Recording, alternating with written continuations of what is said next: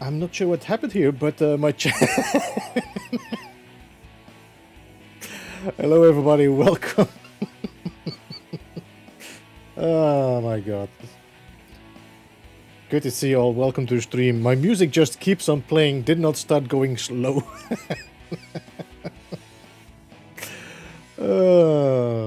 Welcome everybody in the chat, and hello DG. How are you doing? Good morning. Good morning, good afternoon, good evening. How are you all? Beebs, I'm good, thank you. How are you? I'm doing good. I'm doing good. Oh my god. You gotta love technical difficulties, right? It was like, I said to you the mic is gonna mute. And then Yeah. I checked and my mic was not muted, and then my music didn't go quiet. Like, what is going on? And suddenly the scene jumped over and I was on the screen, like, what the? You know Sometimes, what? I sometimes. hear a thing on my end, honestly. It was quiet, so it cut your mic out regardless of whether you press the mute button or not. But yeah, welcome everyone. It's great to see you all. It's always a pleasure, and I'm looking forward to today's guest. I think it's going to be a really fun show today. Yeah, indeed, indeed. Let us quickly say hello to everybody in the chat that is here already before it gets too busy. Hello, Space Cowboy, Kurt, Assistant No Man's Sky, MSG, Rico Suave, Arcady, Hero, welcome Hero as well, good to see you. Surfke, hello, hello, welcome Surfke. DG Squared is there as well in the chat. Metal Nor, welcome. James MC, Herman van der Kraag, and Hans Solo, welcome. Good to see you all. Welcome to the stream. I hope you guys all are doing alright and are ready for the weekend coming very, very soon. So, Well, Bear, Flurry, James, yeah, there's so many people, Metals, yep, yeah, all definitely. flowery. Hello, hello, hello, everybody. Yes, yes, welcome everybody. Good to see you all. Welcome everybody. Good to see you. Yes. So, what have you been doing in No Man's Sky this last month, DG? Oh boy, By the way, cheers. it's been cheers. You're drinking whiskey, I'm drinking Mm-hmm. coffee. Together we got ourselves a great mix. We I've been pretty busy doing a little bit of the update. I've been doing a little bit of building. Um, I've been all over the place. I believe the last month there, I wasn't building a lot. I was doing a lot of ship hunting and enjoying those new ships, Solars, and then I got right into building again. I made a big build, and that was really fun. Um, and then of course the update. So, I've been playing the update and just doing all kinds of stuff back and forth between building, updating my game saves and so on and so forth. Um, wow, it's pretty exciting. What are your thoughts on the new update, the Leviathan? It's definitely more than what I expected. I think a lot of Uh-huh. us sort of scoffed a little bit about a living freighter, like, "Nah, they won't do that." Um, but lo and behold, we've got a frigate. So what are your thoughts? I'm yeah, you know my feeling about the living ships and the living things, whatever. I'm not a Yes. big fan of it myself, but I did enjoy the lore they created around the living ships, and I have the same feeling with what they did for the lore, the story line of the this expedition was really interesting. I liked also the time loop they put in there. It had like this groundhog, day feel. Um, Mhm. but I do think that it's a great addition, and I know that a lot of people do love the living ships and were asking for a living frigate or freighter. We got a combination, a compromise, I think. Yeah, a nice little a part as well that we can play around with and Uh huh. use. Uh huh. I've seen Not to some mention good a few things already. I've posters in seen the some Cape. good things with that. Yes, yes, I've been keeping quiet on that. I've been playing around with that a little bit and enjoying some of the new things that you can do with that. It makes for an interesting part. Uh huh. It's pretty small, but even when you resize it, it's still pretty small. Mm-hmm. But I think there's a lot that we can do with it that we Yeah. haven't even really touched on yet, and I do like it. It looks like like a little baby whale. And I'll get back to that because I got something there that I think is really quite fun. So we'll get back to that a little bit All right, later on because I all want to right. ask CG about the baby whale. And let's see, what else have I been doing? I've just been running around. How about you? What? I've been really enjoying the expedition. I know there's a little division between players that do not like it or hated it at the beginning and then loved it when they start playing it.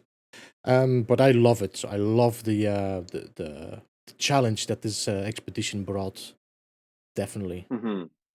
Yeah, it's funny because, like you said, a lot of players initially they really disliked it, and I think it's because of the game mode itself. It's quite a harsh game mode, and if you're not used to that kind of an experience of gameplay, it can be rather harsh and disheartening to lose everything. Uh huh. But it's not you don't quite lose everything. Yes, you lose all your progress. But it's different because it gives you those memories back Uh huh. in the form of technology that you can install onto your suit and your Yeah. ship and Yeah. whatnot. It's a little bit different than your average permadeath game save.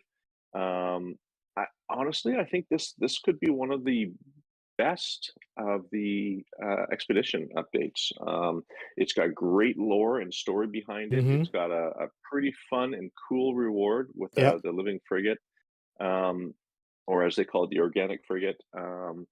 It The expeditions are always trying to give fans or people who are new to the game a taste of something different Mm-hmm. within the Mm-hmm. game. A little bit, just a little bit more of what the game has to offer. We've seen pets. We've seen, trying to get off the ground with your ship, which was also another favorite of mine. And you spend most of your time on a single planet. We've seen all kinds of different styles and forms of gameplay that they've introduced to us. There was underwater components, which are pretty heavy in some of them. Mm-hmm. Mm-hmm. And this is a really nice taste of the permadeath Yeah. style, or survival for that matter. Yeah.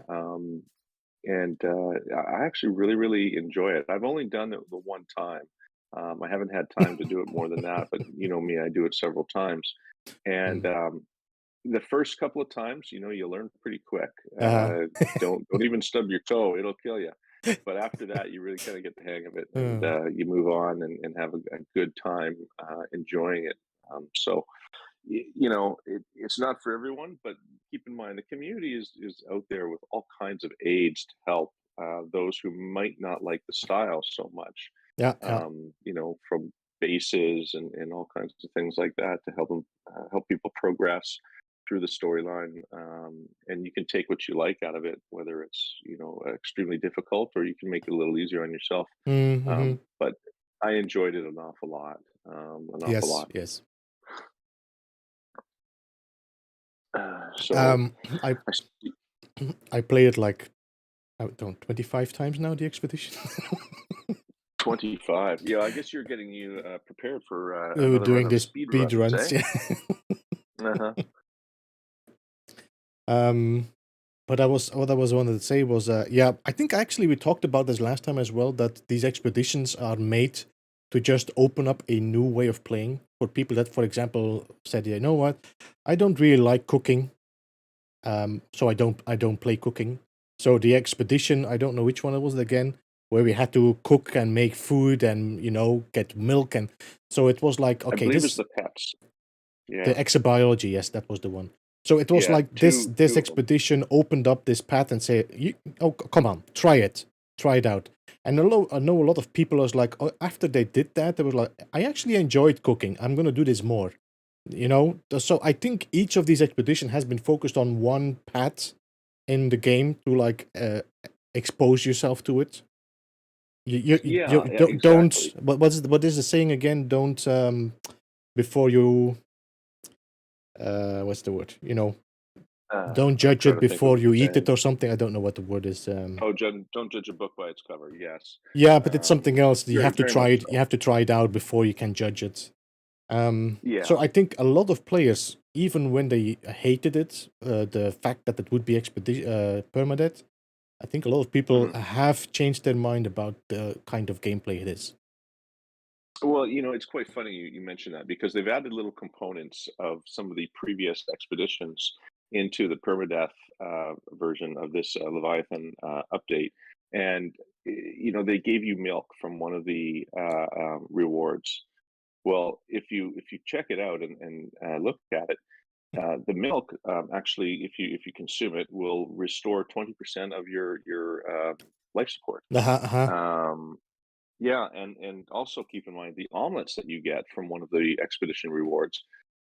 When consuming those will improve your not improve, but it will replace one of your lost health bars. Mhm. So I mean, you start out with three, and if you're still at three at that stage of the game, and you happen to take a hit or some damage from a fall, or maybe an animal attacks you, you eat one of those omelets, and it'll replace one of those health bars. So food, meat, or if you happen to kill an animal, all that meat that you gather and whatnot in your exosuit, you can use that to replenish your health. And a lot of people don't even know that. And Mhm. I think it's a huge component in the game. Although I'm much of a pacifist, I don't generally go around killing animals. It can be useful at times when you're in a real crunch and you're out in the middle of the field and nowhere near a health station or anything like that. So they've added these components from previous expeditions into this one as well, and I think that was a really good idea. Being able to utilize some of the things they've taught players to do. So, in previous expedition, we had to learn how to make a cake. So Mhm.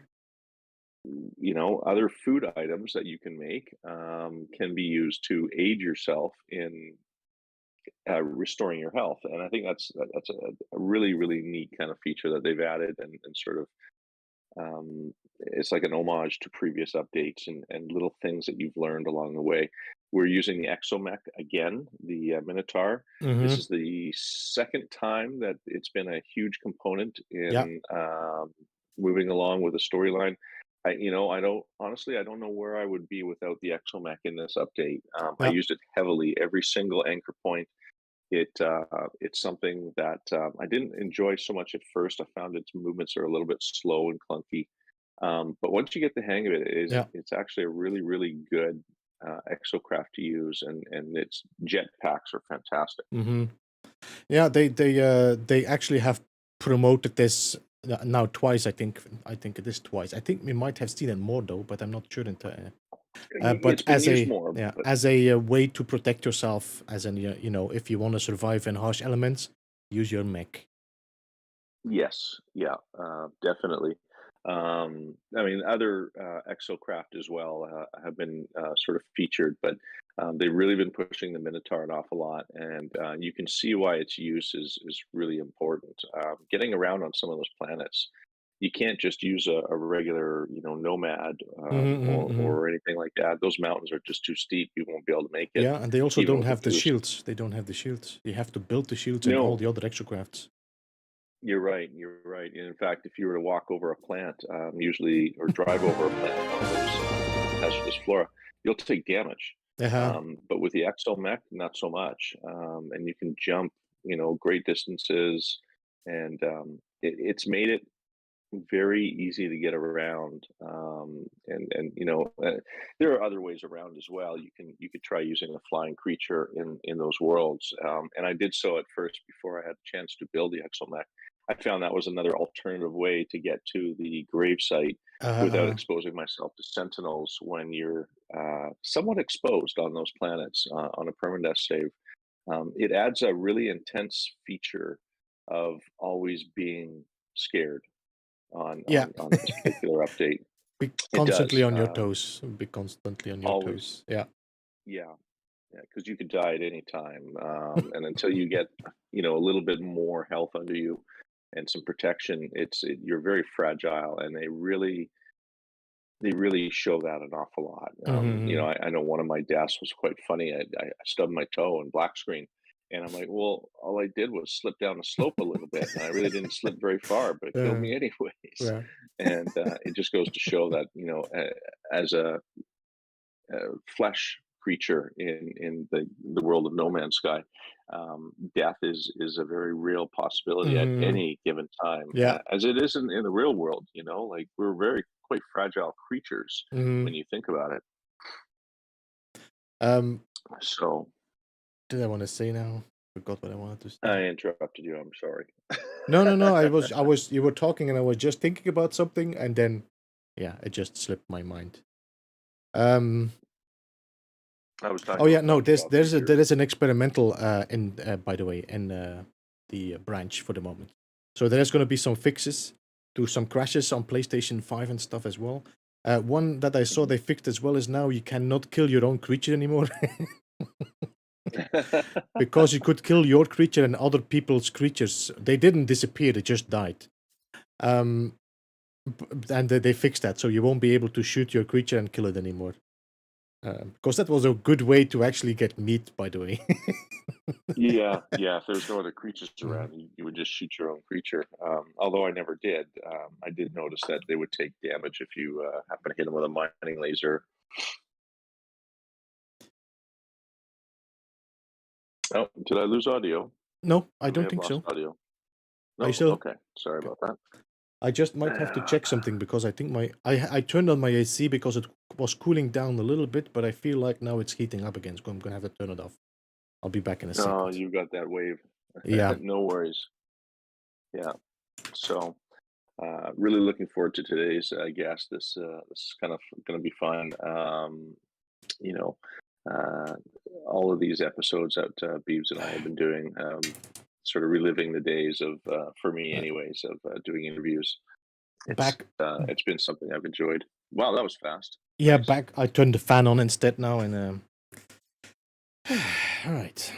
Yeah. Wow, you've been getting a lot of heat waves in it's Malta, I think you Yeah, are. I know. No, no is as soon May hits, it's summer here. It's no, Wow. it's straight away hot, and the winter is kind of cold. I wouldn't say cold, but it's very humid, so it feels very chilly. But then once Hmm, May hits, hmm. it's bam. And now my Well, AC is you need to move to the West Coast here in Canada. It's mild all year round out here. so they will come and fix it. I think next week, the 14th. They said so. Oh dear, you got to wait a while to get that fixed, eh? Yep, yep. That's why. That's I said it yesterday, and was it Jason stream? I was watching his Hmm. speed run. I said, "I'm sitting here naked, just that you know." Desk cam for all those women out there. Hmm.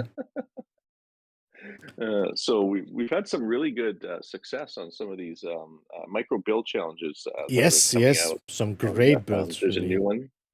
Yeah, yeah. There's a new one that's been introduced for this month. I'm a little behind on building that one, but Also, it was a little bit luxurious of a room, no? Luxurious room. yeah. Luxurious room, build a Yes. luxurious room.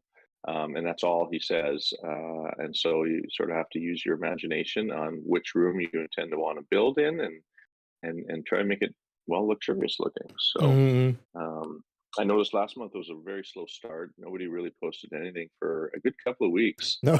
Um, and then all of a sudden there was a flurry of stuff that just came out all at once. And it was really, really nice to see that a lot of people were building some fantastic ideas for defense systems.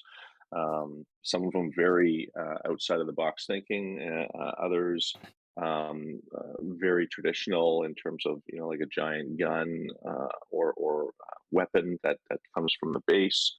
I was really impressed with the community and some of the originality that came out of it.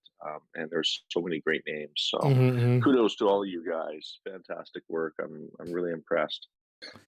No, I was. I when did we check this? I think it was last Last week. week, but I don't know. Was it Saturday? No, it was Thursday. It was Thursday before It we was did the Thursday base last week. visits. Before we did the Yeah, base I missed your visits. stream, unfortunately. That's. I mean, I had things to do. I was really impressed with the buildings, the challenges that were there, and the buildings we visited as well. Some really great builds in that stream. Yeah, yeah, yeah. It was a great stream. Some fantastic builds. Um, I enjoyed it. I rewatched the stream later on that evening and was thoroughly enjoying all of it, right from the beginning to the end. Um, I think, and I can't even mention all the names, but yeah, a lot of a lot of great builds there from some bigger names and some smaller names of the NMS community. And it really goes to show that there's some fantastic, really, really talented builders Hmm. that are around. Um, and it's nice to see them sort of congregate here in the Beeble Hive and share what they have done. You Yeah, know, not everybody has a YouTube channel or true, true. access to multimedia in that fashion, right? And so you reaching out to some of those people and showing their bases is a really great way of getting a little bit of a spotlight on them. You know, where normally they wouldn't necessarily have that, and I think it's a great thing. Yeah. Um, I mean, if when I started building, there were just a few. There was a handful of builders, and there was not that much attention. You know, you didn't see that much tweets, or you didn't see that much pictures or screenshots of it. I think it was Charlie Banks that did some, these build challenges now and then, like two times a year. But it was, Yeah. it was very, very mild. There was not, but now the amount of builders that have come out of the woodwork and the talent that is out there, it's unbelievable. It's gained a huge amount of success Yeah. and popularity within the NMS community in itself. You know, there was always communities that were in the No Man's Sky playerverse from various different platforms and Reddit and Discord and so on. I know myself, you know, I've been exposed to building through Boyd Gaming for Hmm. almost the start through Amino Hub. And, you know, I learned to build certain things a long time ago, but they're very difficult. And I kind of picked it up and put it down, and wasn't really all that interested in it. And it wasn't until I've interviewed yourself, Beebs, and Hmm. a couple of others from the PBF, and found that there's more to it. Again, there's been things that have been added and changed within the game, and I hadn't really explored the whole idea of glitch building, and that changed everything in how I look at how building was done in the game. And once you learned a few techniques, it was actually a really fun way of playing the game. It gave me a little bit of more life in the Hmm. longevity of the Hmm. game, and I could really express my creativity using glitch building. You know, a couple of years down the road, and here we are. We've got this Frontiers update, which again changed the whole landscape of building. They not only added several hundred parts, but it seems like they've included glitch building as part of the building mechanics. Yeah. They've made it easier. They've given us these tools, and now it's very widely known, and Yeah. it's a fantastic thing. When first of all, when the wire was broken, when you could not rotate the wire anymore, Yes. that had no use at all if you would be just a regular builder, if you would not be a glitch builder. The fact that they Mhm. fixed it just showed us that, okay, we'll fix this for you guys because we want to see you guys glitch build. We want to see what you guys can do with, what we have here. And there's a lot of the like the tether glitch, the scaling glitch. I was like, they're gonna take this away, scaling glitch, but they did not. So it really shows I that was waiting for it. they are so supportive of glitch building in general. Well, they are, and you'll notice that Sean will tweet and retweet, you know, some screenshots and Hmm. stuff of glitch built bases, very obviously glitch built. Even the ones they feature in the anomaly, there's a fair amount of those, at least 50% of those are glitch builds. Congratulations again with another Yeah. glitch build that is featured in the anomaly. That one happens to be one of my favorites. I love the Yeah, it Polar seems like Express that you built. a lot of people are calling this their favorite build. So it's good to hear, of course. Mhm. It brings back a lot of childhood memories, honestly. You know, and this is what this game is about: is the nostalgia of our childhood memories, the fantasies we have of space, Hmm. space travel, and so on and so forth.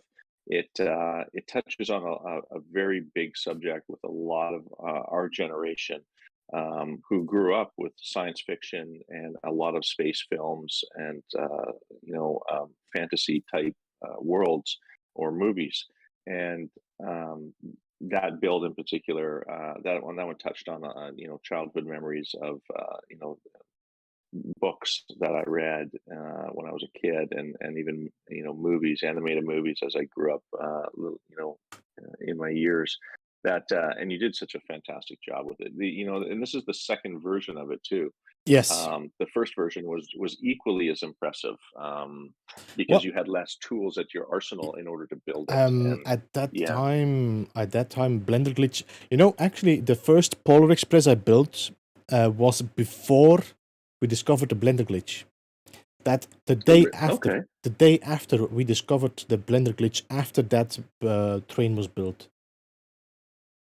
So then, of course, with the new one, the 2.0, that's where I could start using the Blender Glitch for the. Mhm. Yeah, it really shows, your creativity, in managing to get those pieces to fit together. And like you said, that was before you used the Blender glitch, and you were able to get those pieces in there through adjacency, and a heck of a lot of scaffolding, I'm certain. Well, I did that during the Scaffolding stream, is a no? huge part. This one, yeah. Yeah, I think I you did. streamed. I Yeah, streamed this most one of was it. Yeah. streamed. Yep. And scaffolding is a huge component of Yeah. building, which a Yeah. lot of people underestimate. Mm. It's not all bunch of wires and stuff like that. A lot of the times it's, you build this scaffolding so you can green state a piece to slide into an area. And without scaffolding, honestly, a lot of these really amazing structures that we're seeing out here really wouldn't exist. You've got Hmm. to build some scaffolding in order to get, well, sometimes even just to get the wires Yeah. Yeah. in place so you can glitch onto them. So, when I learned how to do those kinds of techniques, it opened the door to a lot of really amazingly grand builds, which I owe an awful lot of credit to the building community and yourself for Mm. teaching these methods. Kudos to all you guys who share your ideas and help me improve my own skill set. And in turn, I try and pass that knowledge on to anyone in the Beeble Hive as well to help increase their skill set too. Just having a quick check. So, Okay. yep, no worries, no worries. You do Um. what you got to do, and I'll keep rambling. um. Jonathan, I'm just gonna, because Jonathan is asking a question about scaling. The way that these miniature large refiners have been done is by scale glitching. I did make 2 or 3 guides about it. I would say check out the universal adjacency glitch if you want to do miniature large refiners. It's going to be the easiest to do that. Yeah, yeah. I use miniaturization on all of my refiners now. They're so big, they take up a lot of space. I tend to miniaturize my refiners and other useful components, building components, Mm-hmm, including mining equipment as well, power, all of that stuff. The industrial equipment, we'll say. Um, it takes up a lot of space and they're quite mm-hmm. large, but you can scale them down and they fit into a much smaller area when you play around with those things. And I find that's one of the most useful glitches, which is very not as used as I think it could be used for Mm. certain. That's every time when I'm going to these base visits, like on is this the first Thursday? Yeah, it's every first Thursday when I do the base visits. It's like, how, or not how the hell, but you know, why did I not think of that? This is such an amazing piece. For example, I seen such a piece used for something. It's like, that's such a genius way to use that piece in the building part as uh, a chandelier, a piece of a mechanic. It's unbelievable that there is so much possibilities, and everybody's brain works differently to create these things. So I'm always learning, always learning. There's some really creative people out here, and the fact that they congregate in, the Beeble Hive, and share everything that they've done, I think it really speaks an awful lot about the type of community that the No Man's Sky player base has Hmm. within the builders community in itself. Is we're constantly sharing with each other ideas and coming up with new ideas and creativity. And some people would say, well, you must be a point when you built everything and there's nothing that you can build anymore. That's not true at all. Because my creativity is different than your creativity, Mm-hmm. and your creativity is different than so many other people's creativity. And people come up with all kinds of really cool and crazy ideas, merging items together to come up with new build items, or things that look differently. And there's a few masters in the community who are Mm. very, very good at that. Yeah. And it, yeah, very good to see. I'm just gonna So drop for our guests, if they would be in the chat already. I would say I don't see. it's time to jump in, but maybe they are delayed or something. I don't know. We'll see. Just throwing. Could be that they are a little bit confused. Like, can we jump in now or not? There we are. He has jumped in. Welcome. Hello. Hello. I'm gonna have to. Hello. There he is. How are you? Welcome, welcome. Good to see you. Well, not see you yet. Hear you. Hello. Yeah, I need to Might just be. jump in 2 seconds. I couldn't get you to show up at all on my thing, Beebs. I can get DGs to work, but Okay. I always have problems with the I'm pretty sure I turned on multiplayer and multiplayer on No Man's friends. Sky, so I'm joining DG's group now, so I should be appearing. Okay. So I did shortly. notice it took a while for your name to show up on my list, Beebs. I'm not sure if that's something new within the game that's causing maybe. issues, but you did show up for me. It just took a moment or two for it to pop on screen. But you're welcome to join me as well. Welcome to the show. It's a real pleasure to well, I guess finally meet in person in game. Does anybody know who we have as a? They only heard the voice. No. Does anybody know who we have as guests? Can anybody recognize that voice? I don't have the right voice on, do I?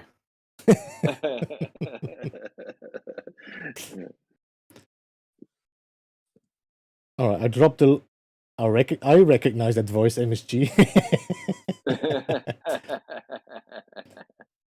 All right, I'm gonna drop the link to the YouTube channel of Golden Gek.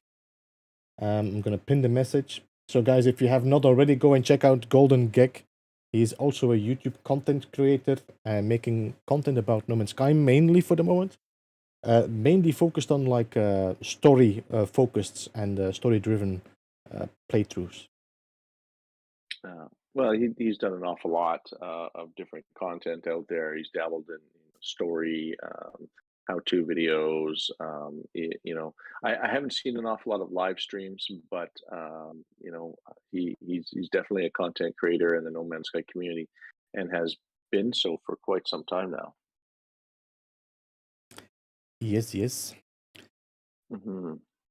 We're waiting. Yeah, you haven't seen any live streams because I haven't been brave enough to do any on my own. There's something a little bit different about live streaming.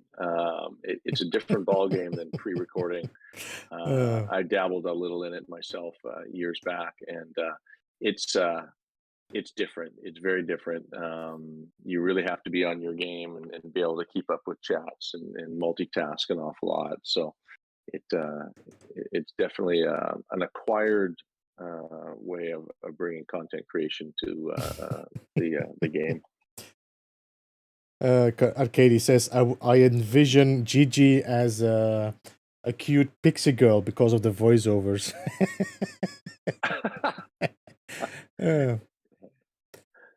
Well, we're gonna have to ask you that once we get into the interview here. Hey. A hot topic. Look at that entrance, huh? Comes in as that's an entrance. That's an entrance.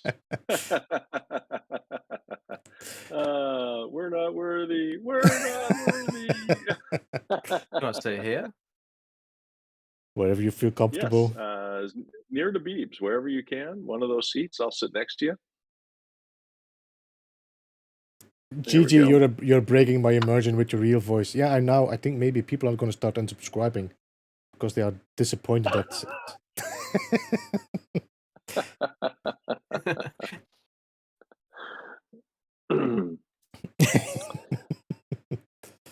I was I love trying to do a pre-recorded part of Gigi's voice. that would have been funny. That would have been really funny. It didn't happen. Yeah, I think a lot of people are getting used to that voice through some of the stories that you've been recording in your YouTube content. And I must admit, I really enjoy watching that series. I think the use of the voice or the child's voice is really quite a great idea. No, I don't think anybody's really utilized that kind of a feature before. Um, and when you started doing that series, I really enjoyed watching it and listening to the voice make those quirky little one-liners and whatnot. Um, Very entertaining. Very entertaining. What made you come up with that idea?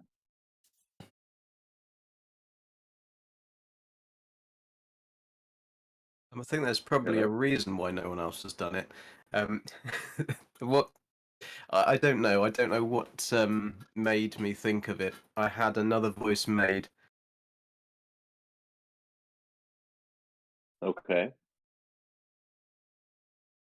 Did you Sorry, just guys, I'm getting a really bad echo and time delay between Yeah, it seems so. It stream seems. and your voices and me. Okay. All right. Do you have the stream running? You might want to mute the stream. That might help with the time delay.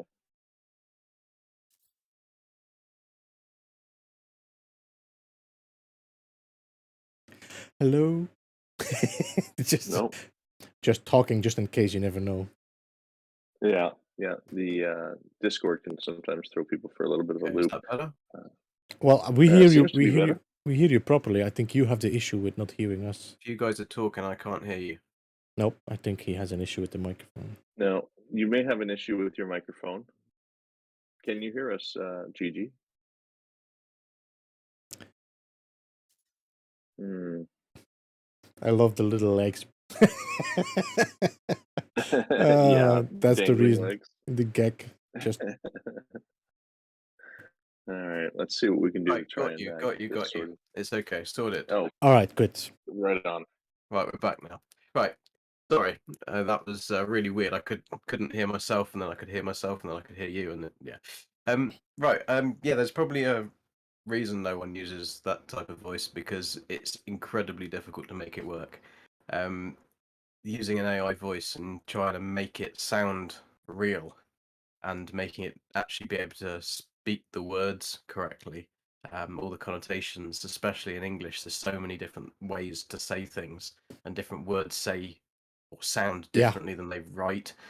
Yeah, that's probably why nobody has done it before, because it just takes so long. Mm-hmm. And I think the technology is becoming much better, and I think you'll see a lot more of it, realistic voices coming through with new tech. Yeah. But it just takes a lot of practice to get it kind of right. This little voice is the best I've got. Um, and it's weird how if you take the voice to sound more like a child, it's actually clearer and easier to understand Yeah. the Yeah. AI. Mm-hmm. There's more pronunciation, maybe. I don't know. Yeah, I think you can just get away with it because of the Yeah. Yeah. True. voice True. sounding Yeah. higher. Yeah. I don't know. It does something very strange. You try and make it sound more like an adult voice, and it just doesn't work, and Yeah. it's odd. But also I thought, well, he's a geck and he's little, so Yeah. it's got to be a little geck. Trying to make him a bit more adorable, but no, it's I don't know. I came up with the idea of having the stories, but then I didn't have the voice, and I played around with my own voice, and I don't really have a recording type of voice. So well, in my opinion, anyway. So I wasn't really that comfortable with doing one myself, really. And then I kind of came up with this idea and played around with different things and played around with the YouTube channel to see what worked, what didn't work. And I found that I enjoy the writing, Mm-hmm. the Mm-hmm. silly scripts, the and then I've learned how to do it to make the timing right and the music right. I've got a musical background, so I find the music kind of an easier thing to add. Um, but yeah, it's something that's developing, growing.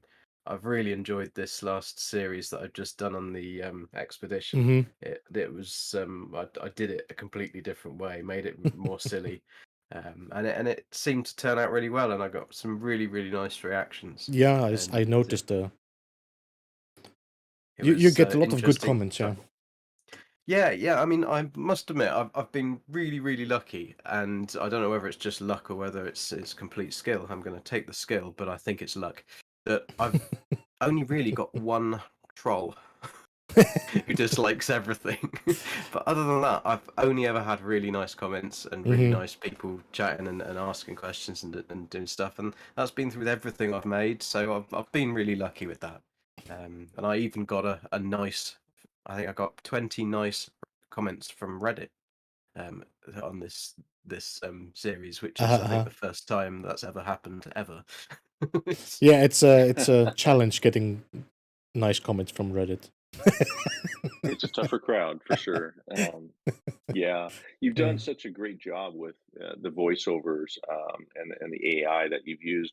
I was fooled over the first few episodes and thought, well, he must have a niece that he's recording her talking the script.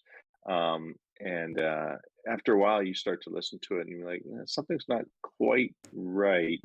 And it wasn't until you would, I think you answered somebody's question about the voice itself, where I'm like, ah, that's what I'm not seeing.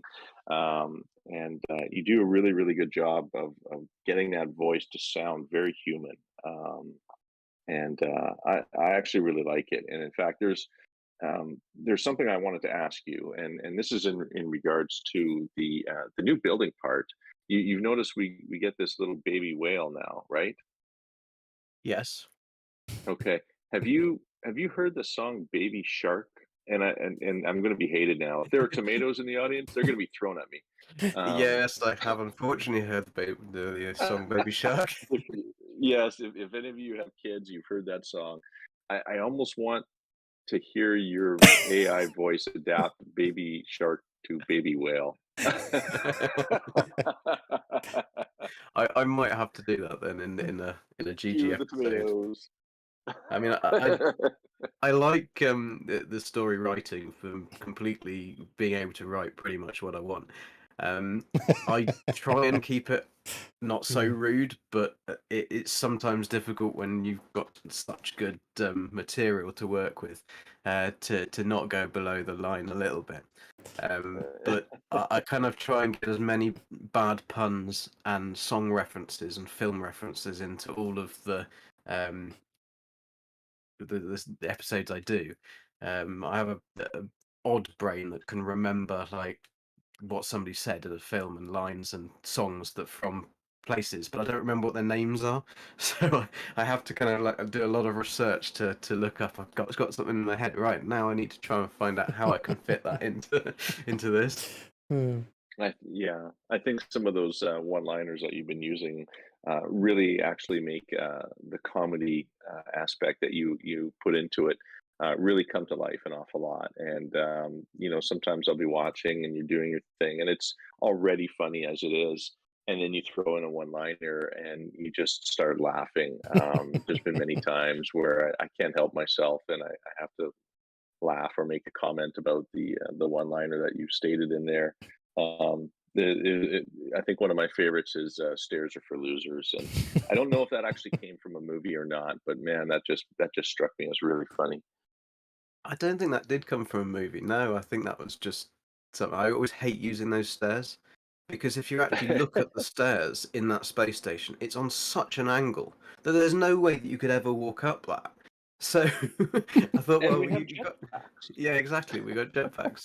So what's the point? But yeah, thanks. It's. I think the reason I've mainly used a lot of puns and things like that is to try and make the voice not sound so monotone and so level, because with an AI voice it's very difficult to get actual character into the voice. Uh-huh. Mhm. you have to use a lot of exclamation marks, question marks in the text to change Yeah, the the tone. pitch and Yeah, tones yeah, of the yeah. voice. And so it's like I could never use. I'd love to be able to something that Beebs told me a while ago with being able to get subtitles written. I could just do like a what is it, speech to text Speech to text. for the subtitles.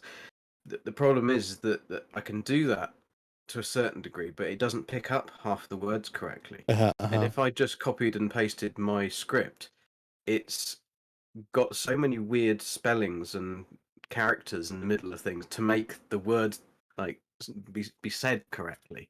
One of the words is like nanites. It just cannot say it. It just I have to write that in 3 different words and then like put them together with different characters and it's irritating because you write it all out and then you've got that you replay it and you've got that one word that he's just not saying. It's such a simple word, but how we pronounce it is uh, unlike how an AI voice would pronounce it based on its spelling. And I can only imagine it tries to say nanite, nanitas, or nanites. I have no idea, but I Yeah, can pretty imagine much how all of difficult those that would three. be. Yeah, it could definitely make for some really challenging editing for you. So I have to give you a lot of credit. To utilize that feature for your content is it's a really amazing thing and a great skill that you've learned. Um, it's made that series very enjoyable, and the character that you've developed is very likable because of the voice for certain. Um, and I've mentioned it a lot of times to people who haven't necessarily heard or watched the series.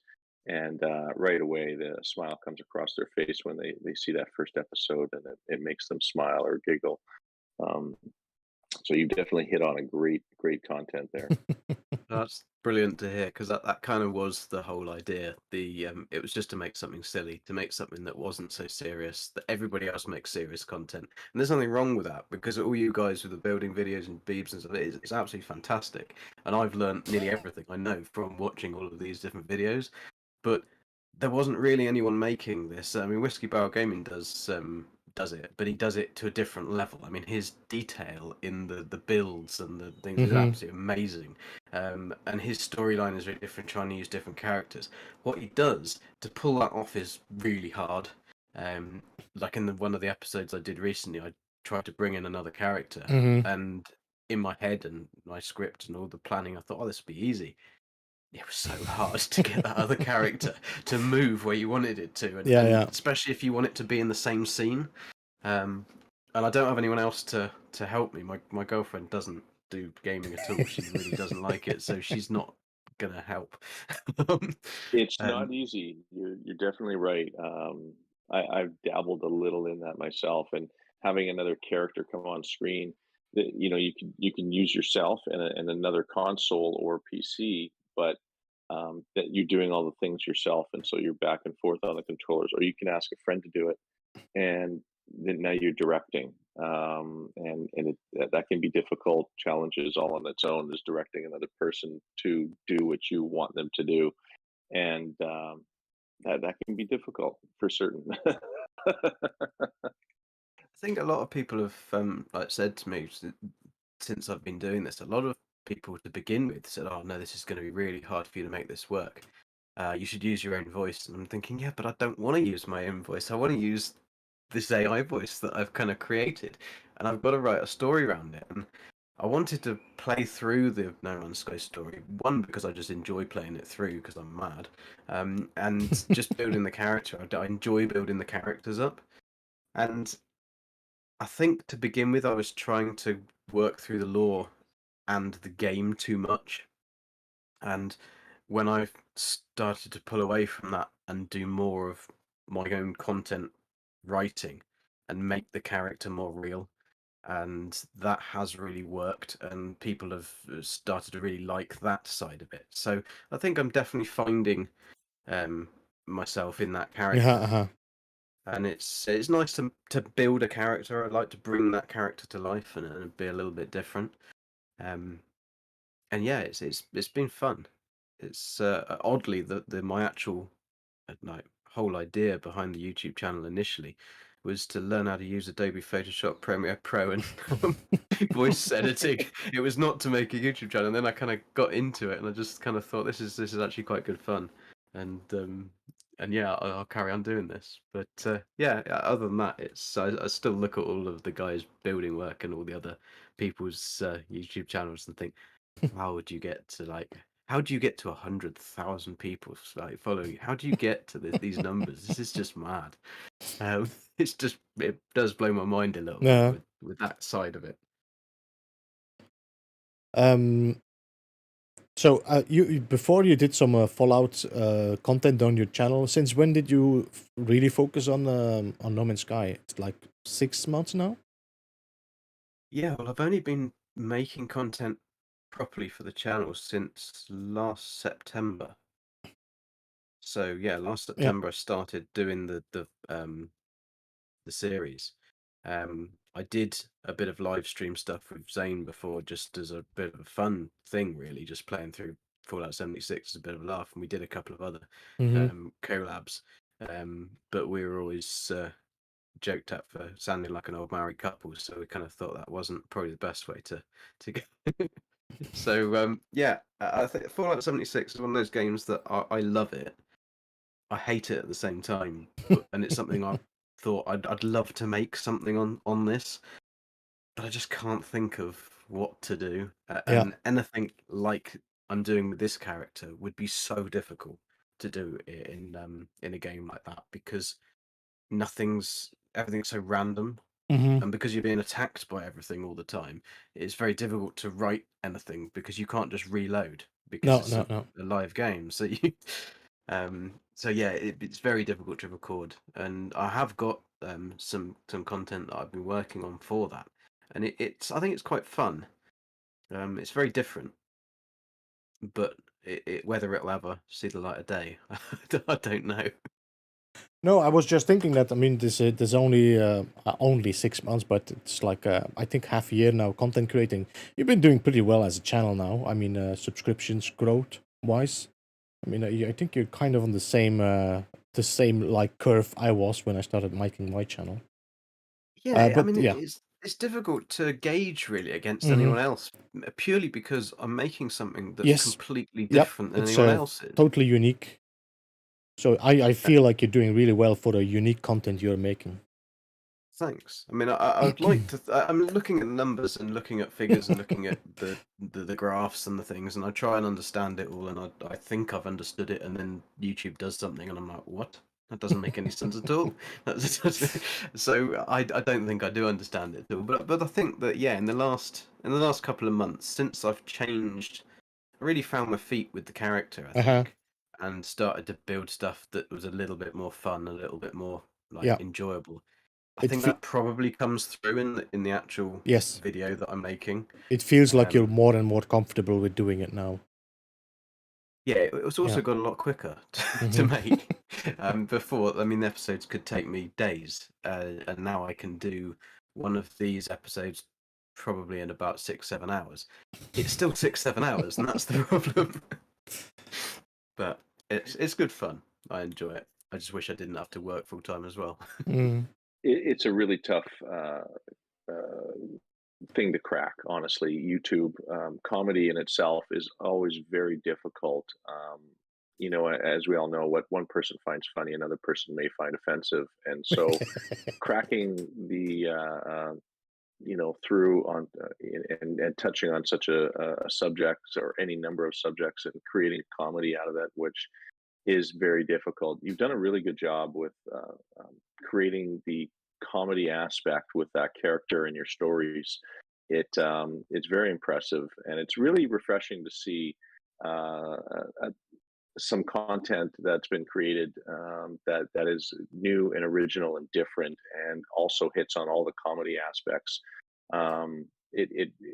It's something we don't see enough of, and I think because it's so difficult, I got to hand it to you for doing such a great job of creating that comedy and bringing us something fresh and different. Even in the tutorials that you've been making recently, and throwing a little bit of comedy in there as well. It's not easy, and so often we get serious or a dry sort of sense of humor while doing those. Even myself, I've noticed, when I listen back to my own voice, I sound so dry and boring at times, and I try to think, well, how can I make it exciting? It's not easy. Drink Not about easy at 50 all. coffees is going to be very exciting. Then my character will start vibrating. Hello, everybody. I mean, I think going forward, there is actually some really clever software that's being developed that enables you to actually record your own voice and make your own voice into an Mm-hmm. AI voice. Mm-hmm. Which means if you have a voice that you tend, like with me, if I'm recording my own voice or trying to do a commentary on a gameplay, I find that I get quieter and quieter and more monotone like this, and I'm just it's useless. So this would enable you to be able to use your own voice, but Yeah. type to speech, and so that would be good, and I think that'll be good for making content. We're using lots of different voices, but they're real voices. So that'll be an interesting Mm. thing. I mean, I've penned a little note to Todd Howard just to ask him if he can possibly just make Starfield so that it can have a character driven story that I can use. Then that would be quite nice of him. But I haven't heard anything back yet. But I think, Gigi, if you would start doing live streams, it's really going to improve your, what you call it, what's the word? Confidence in talking as well. I noticed that in my own in my own creating of videos as well, that in the beginning I was very, very sterile in my talk. But once I started streaming, I found my persona there, and then I could also start focusing when I made a video.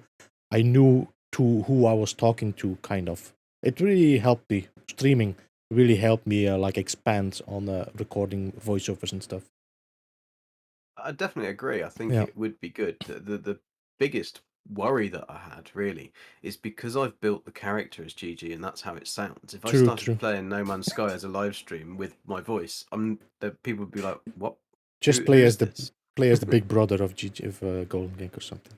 Well, I have got a plan for this. I mean, I'm away for a couple of weeks, but when I'm back, I have actually got a couple of live streams set up. So I will be pushing that out, and there is a plan to it, how I can incorporate my voice into the story, into the bigger picture. Yeah. So it'll be fun to see if it works. I don't know whether it will do, but it'll be good fun to see.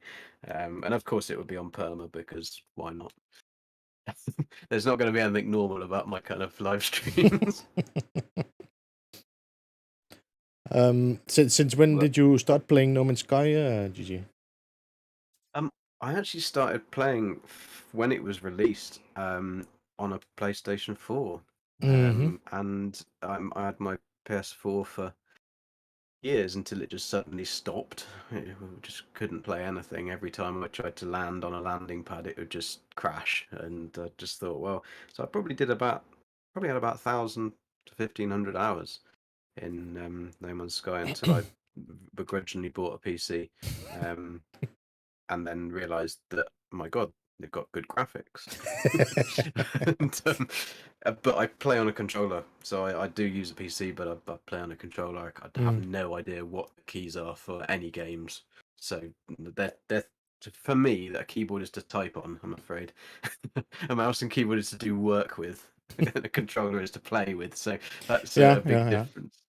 But I mean, they work. But yeah, it's so from launch. I can remember all of the weird things, and there is elements of the game that I do miss from those original days. I think Mm-hmm. that one of the things I liked, which probably a lot of people didn't like, is the big kind of like crystal structures that used to come out of the ground, Mm-hmm.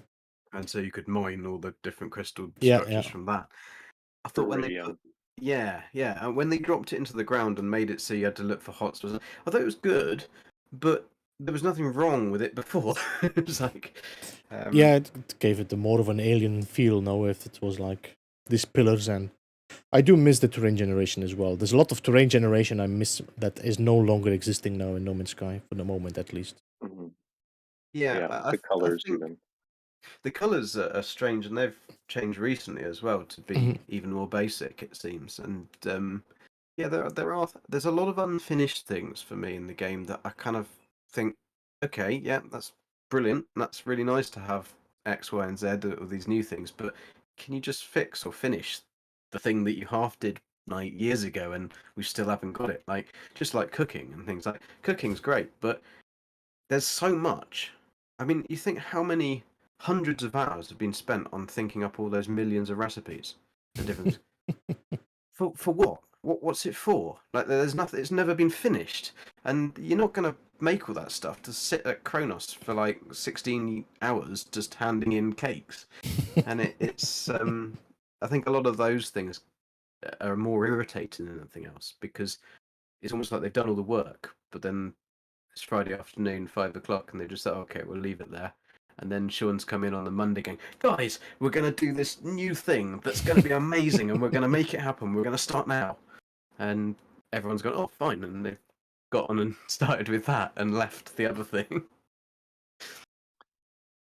I think it's really hard with a small group or a small dev team that HG uses to uh, to keep up with new things they're adding in the game and also fix some of the older things. You touched on the topic of the cooking. It does have a small use. I think that they've tapped into something Can I which have a could cookie? definitely be used a lot more. I wish the rewards were a little bit greater when you go visit Kronos and hand in some of those recipes. Um, I think it's something that definitely could be used at a greater aspect in the game. And it's not even advertised. Eating some of those or consuming some of those recipes will increase your health or your Mm. life support, or in some cases your jetpack or running endurance. Like I believe donuts will increase your endurance a little bit, and and there hasn't really been any real testing on just how much of the improvements that those things give. I think they could do a little bit more work on that. And there's a few other items that are, like you said, unfinished within the game. But the what I miss most is the color and the graphics of the old No Man's Sky was very 1970s, Hmm. and that touched on the nostalgic feeling that I got when I played the game. Like yourself, Gigi, I played since launch, and it always interests me, even as the game was not nearly what it is today. There was something about this game which drew me to it, which kept me playing it all these years that I really enjoyed. And of course, the community aspect just opened the door to a whole new wide world of enjoyment Mm. factor for the game. In order to share with a larger audience. Um, I Beeps, it think sounds like you had something you want to interrupt with.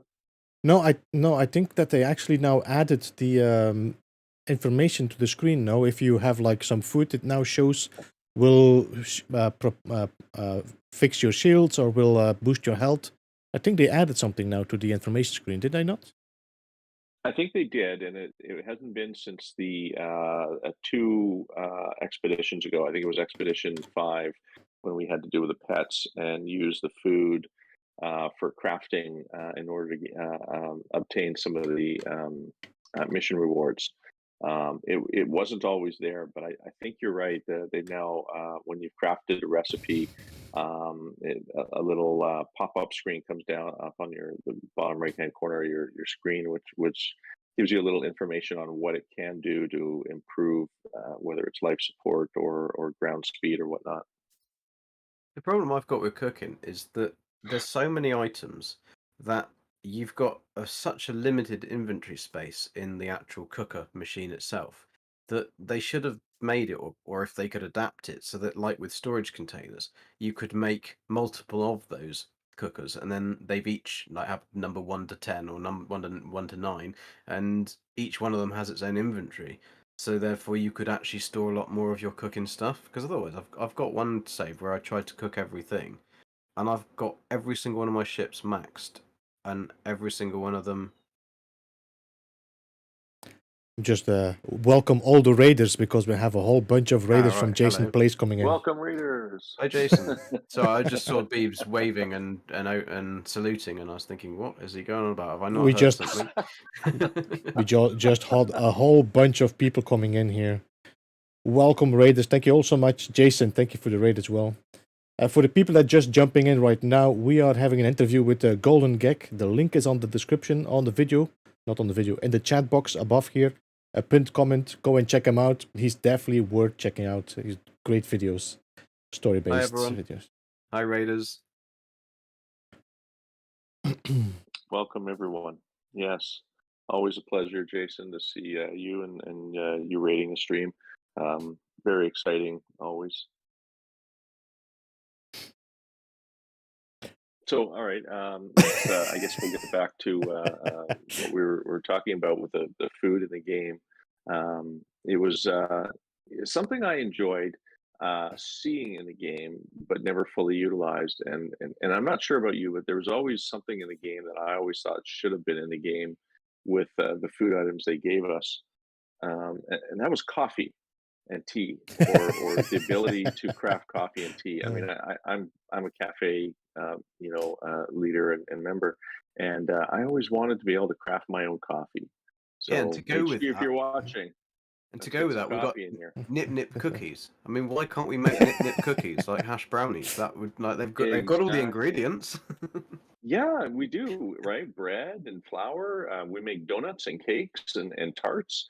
Why not cookies and why not coffee? We need cookies and coffee and croissants and some of the other fun aspects of cooking and the treats. Nip Nip Um, brownies. yes, nip nip brownies or gra gra brownies or something to that Polo has effect, them. right? Polo has them, but he won't share them. He's a tight get with them. He is a shifty fellow, that guy, I tell you. Yeah.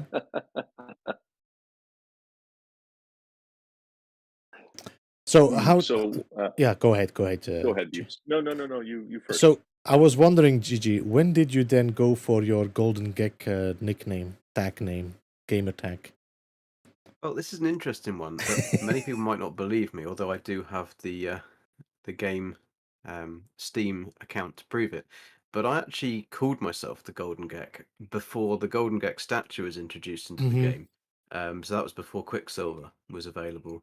No, I think the statue came before Quicksilver, didn't it? But I think there was one statue, and then they made.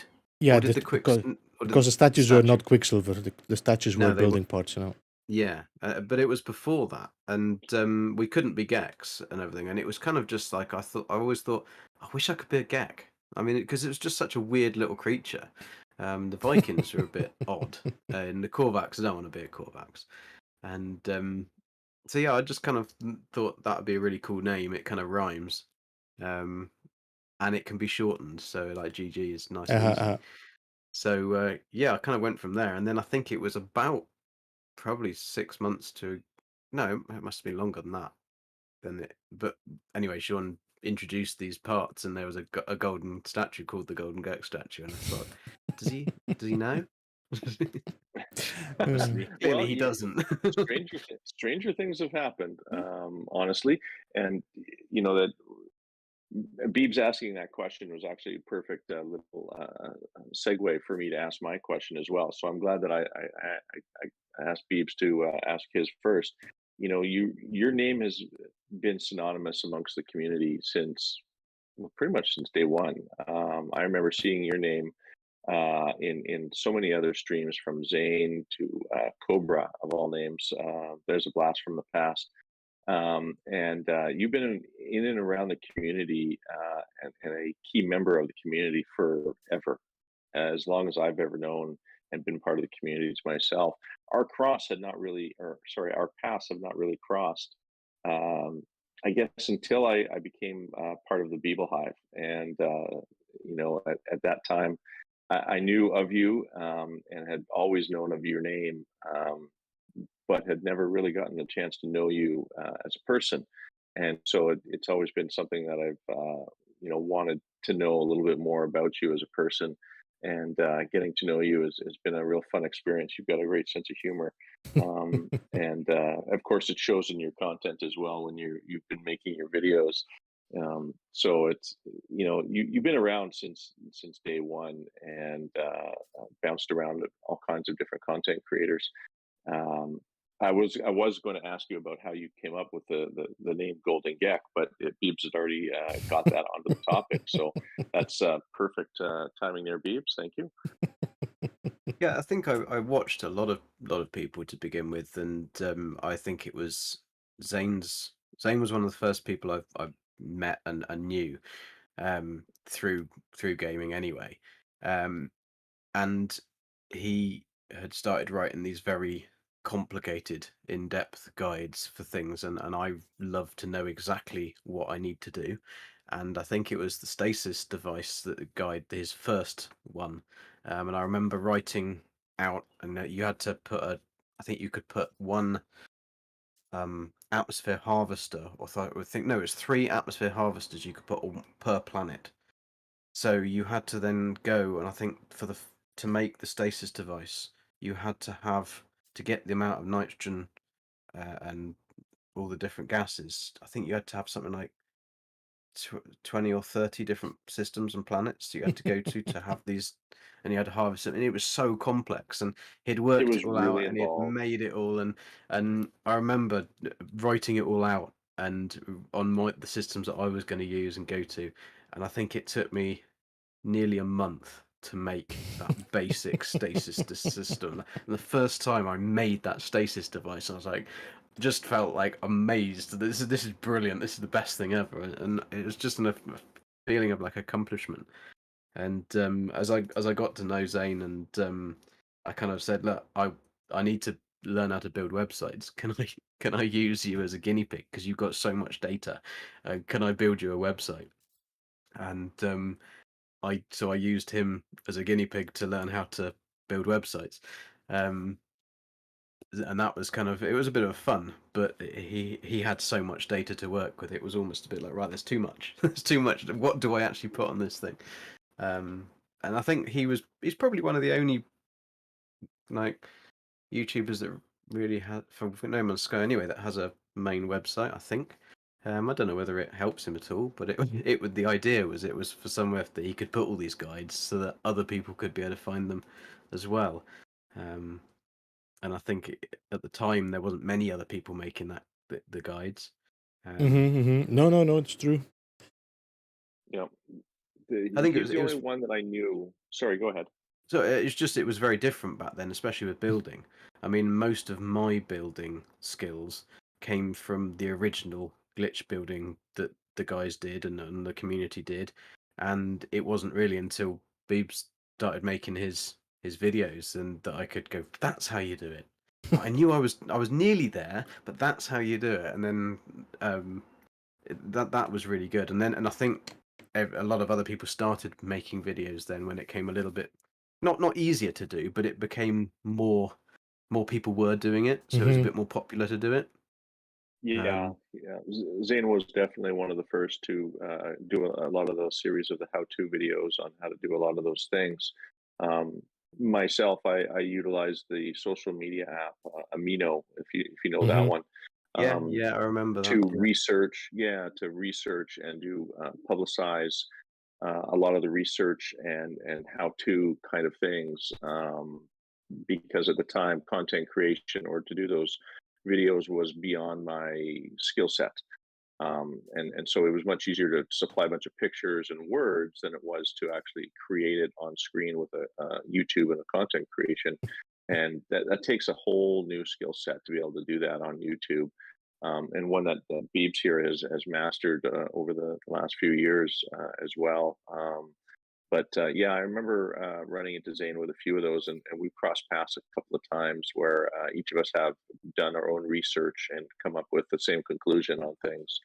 Um, Stasis devices was one of the first times where they introduced a craftable product at a higher level of crafting, which actually gave you a really good reward for the work put into crafting a thing like that. They had low end crafting and then high end crafting, and the stasis devices and fusion igniters and things like that was the first time that those were introduced as something that was a really high priced item for a high level of crafting. So you're rewarded on the amount of work put into crafting such devices. Yeah, I think that is something that it kind of did get me a little annoyed with No Man's Sky in the probably in the last 2 years. The fact that the game used to be built for kind of more our generation. I mean, I'm nearly 40, so I'm it was, I think, built for people who liked the grind and like the reward of the grind and everything like that.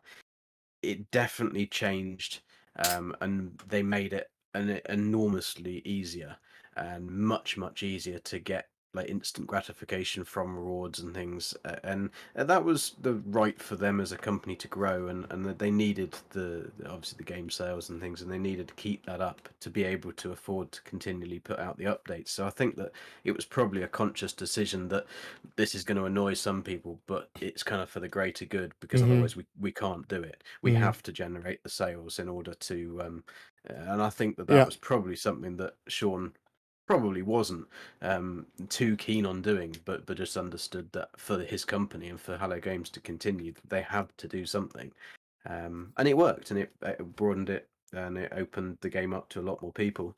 Um, I do think that it would be lovely if we could have like a different modes. So not like we've got at the moment, but actually have a mode that's really bloody hard. And like, whereas because permadeath, I play pretty much only permadeath, and I don't find it hard. And I think that that's it's just you get used to it. You get used to doing something, and I think that Well, there's no it gets easier. It gets yeah. easier as once you get through the first initial couple hours of survival, and then it becomes very much a normal save again. It does still have aspects of limited capacity in your cargo, reducing the amounts that you could carry at 250 a slot, and 500 for your cargo slots. But the like you said, it gets easy after, once you reach a certain point, it becomes a much easier game. And do they need a harder mode? Maybe it might be interesting to introduce another game mode that is, constantly in a survival state. I think having this recent expedition set in a permadeath sort of a background, I think that that opens a door to having a more difficult gameplay introduced within the game in itself. Um, it would Yeah, almost I be like some of the mechanics they've added into this. I think that's really nice, the way that they've done a lot of these things, and I hope that they can bring those into normal gameplay as well in the future. I think what I was meaning is just that, like, to have an option to be able to do something that's very different. Now, like with going back to the food, like there needs to be a purpose for it, and like in Fallout 76, when it was originally came out, they used food, and you had to keep yourself hydrated or and well fed to be able to keep your buffs, and if you didn't, you got really bad negatives. They also cut this out, and so now you don't actually need to do it, and it's kind of like the same. It's if they've got these things that have spent a lot of time being made, and the food's been a lot of time being made, then it'd be good to have a mode where you need to make X amount of this, and you need to be able to make a food farm to be able to continue, or you need X amount of something, just to you're have a bit feeding your more of a character. challenge. Yeah, and initially when they first came out with the food products, I thought, is this where the game is going? Are we going to have to feed ourselves on a constant basis? To up, instead of life support gels, you Mm-hmm. would you would eat something that you had Yeah, that crafted, better. whether it's a donut or not, and it would give you certain things. Like, okay, so you eat a donut. Yeah, it will gain your life support, but it would also drain your life support faster because of the quote sugar rush. Um, You get but it fatter. didn't go that way. Yeah, it gets you get fat and your character gets fat. You Eating start fries wearing again. a policeman's hat, something funny like that. Um, I always wondered if they were going to do something more along those lines as they introduced it, as well as a greater reward. I think as the recipes or the harder to craft recipes should be rewarded at a higher nanite cost when you turn them into chronos, which is really kind of funny because he reminds me of what's that chef's name that we all know on TV, who's always yelling at the other lower chefs in his Ramsey. program there, Gordon Ramsay, um, deranged Gordon Ramsay. So um, it would be nice to see that introduced in a harder game mode where you're in a constant or perpetual survival state. I don't know if it'll get a lot of popularity, but it would be definitely interesting. Yeah, I think that's yeah. sorry, please. I don't think it would make that much work for them to just make a harder mode. The game is already there. They can just, like they did with the Expedition now, just boost everything up. I think they would be quite easy to do. I don't think that's the priority that they have, but it would be a nice thing to have another level up challenge game mode. Honestly, I find the expedition is harder than your average permadeath because of the aspect where they increase the prices for Mm-hmm. everything. I think what is it, 10 times the cost of a normal thing, whether it's upgrades or purchasing regular things for units. There's like a huge increase in cost of everything that is out there for purchasable items. A lot of these other previous expeditions, we just run up and pick up a few upgrades and increase our character, mobility or life support or shields, and it made it very easy to get around and accomplish the tasks that are given to us in these expeditions.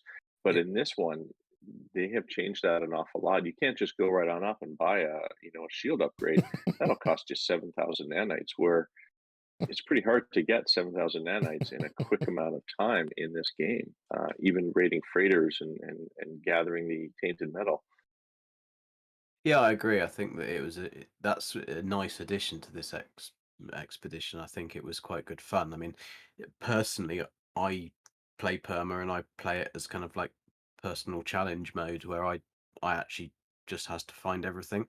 And so all of my units and all of my hazard protection, I have to find them from the crash things just to make it a bit more difficult. Mm-hmm. Hmm. So I didn't find this expedition any more difficult, but I found it fun, and I think Mm-hmm. that was one of the first things that I really loved about it.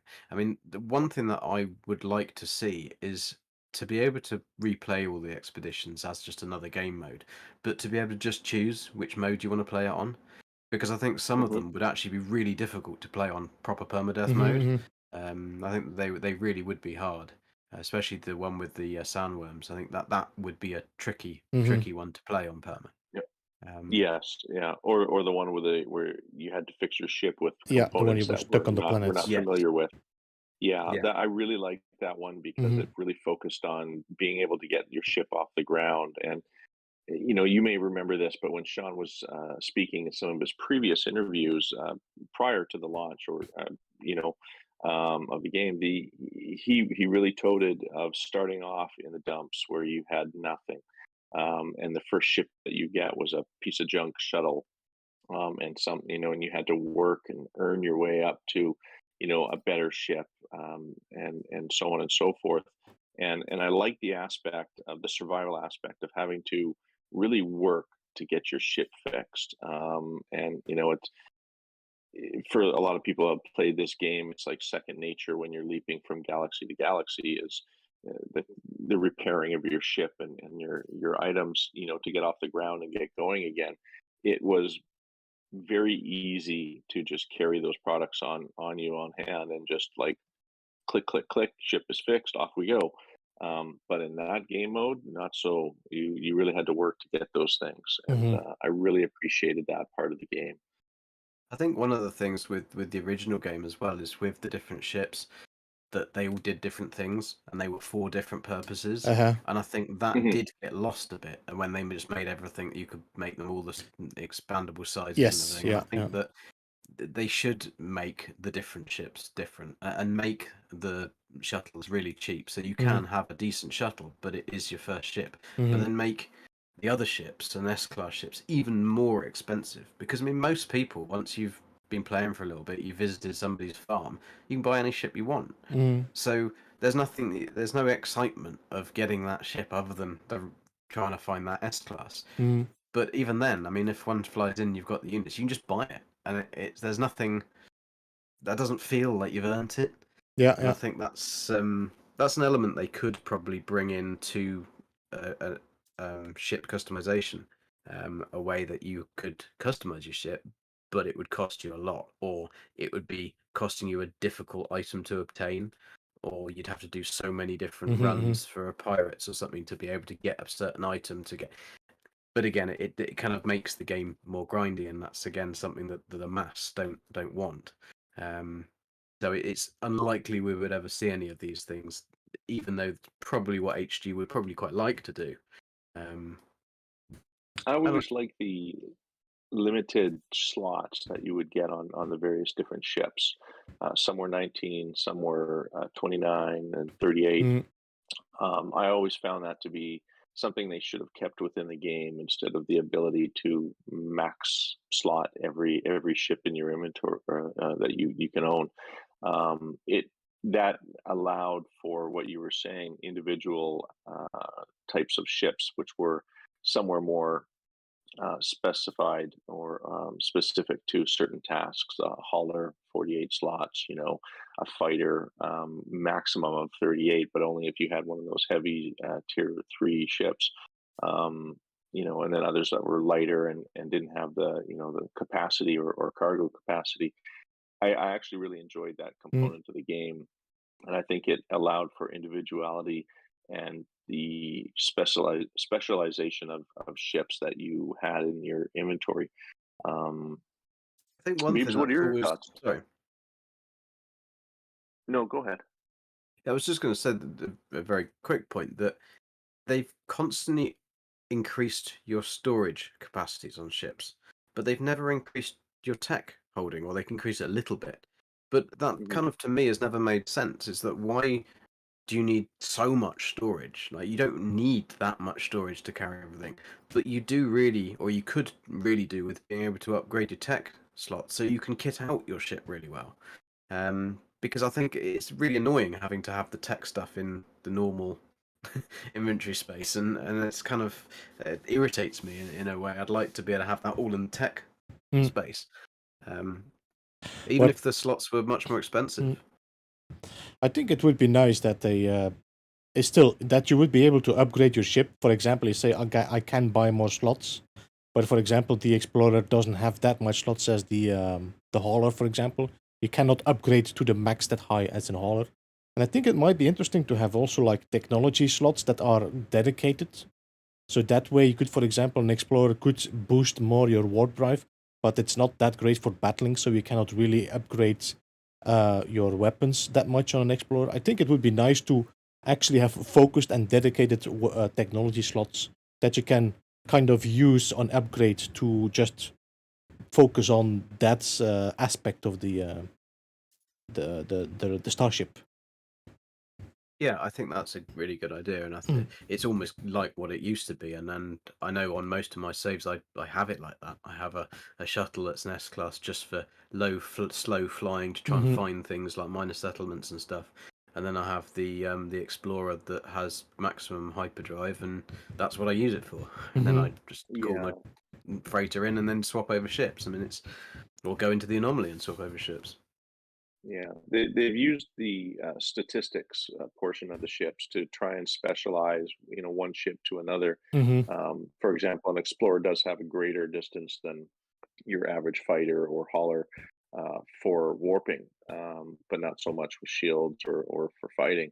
But it would be interesting, like you said, Beebs, to have individualized techs designed only for explorers, Mm-hmm. um, or for that matter, already have some of that technology installed, and you would have to buy the upgrades to make that technology work better, Yeah. which can only be used for specific ships. So Mm-hmm. explorer technology only, which you can't put in a fighter or a Yeah. hauler Yeah. or whatnot.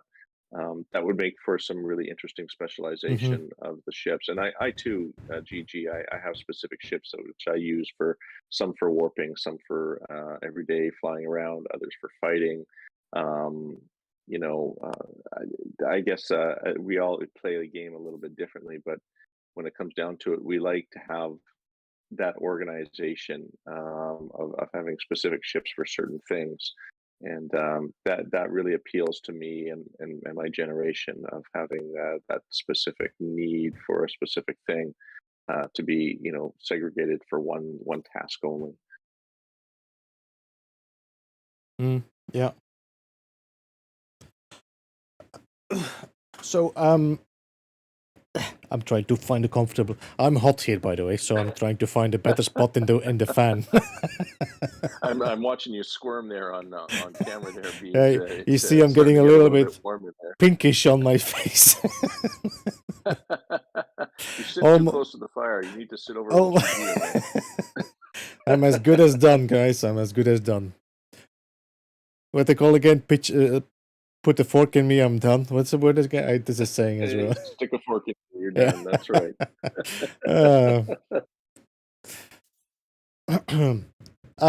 So did you? I know that you've been doing some glitch building as well, GG. Do you have any, builds that you like wanted to share, or I would have to switch accounts, so I'll have to try and join DG's game on my other account. Because I don't actually. This is my only normal save, and on this account, I don't actually have any buildings at all. Well, we I can join literally you, have like actually.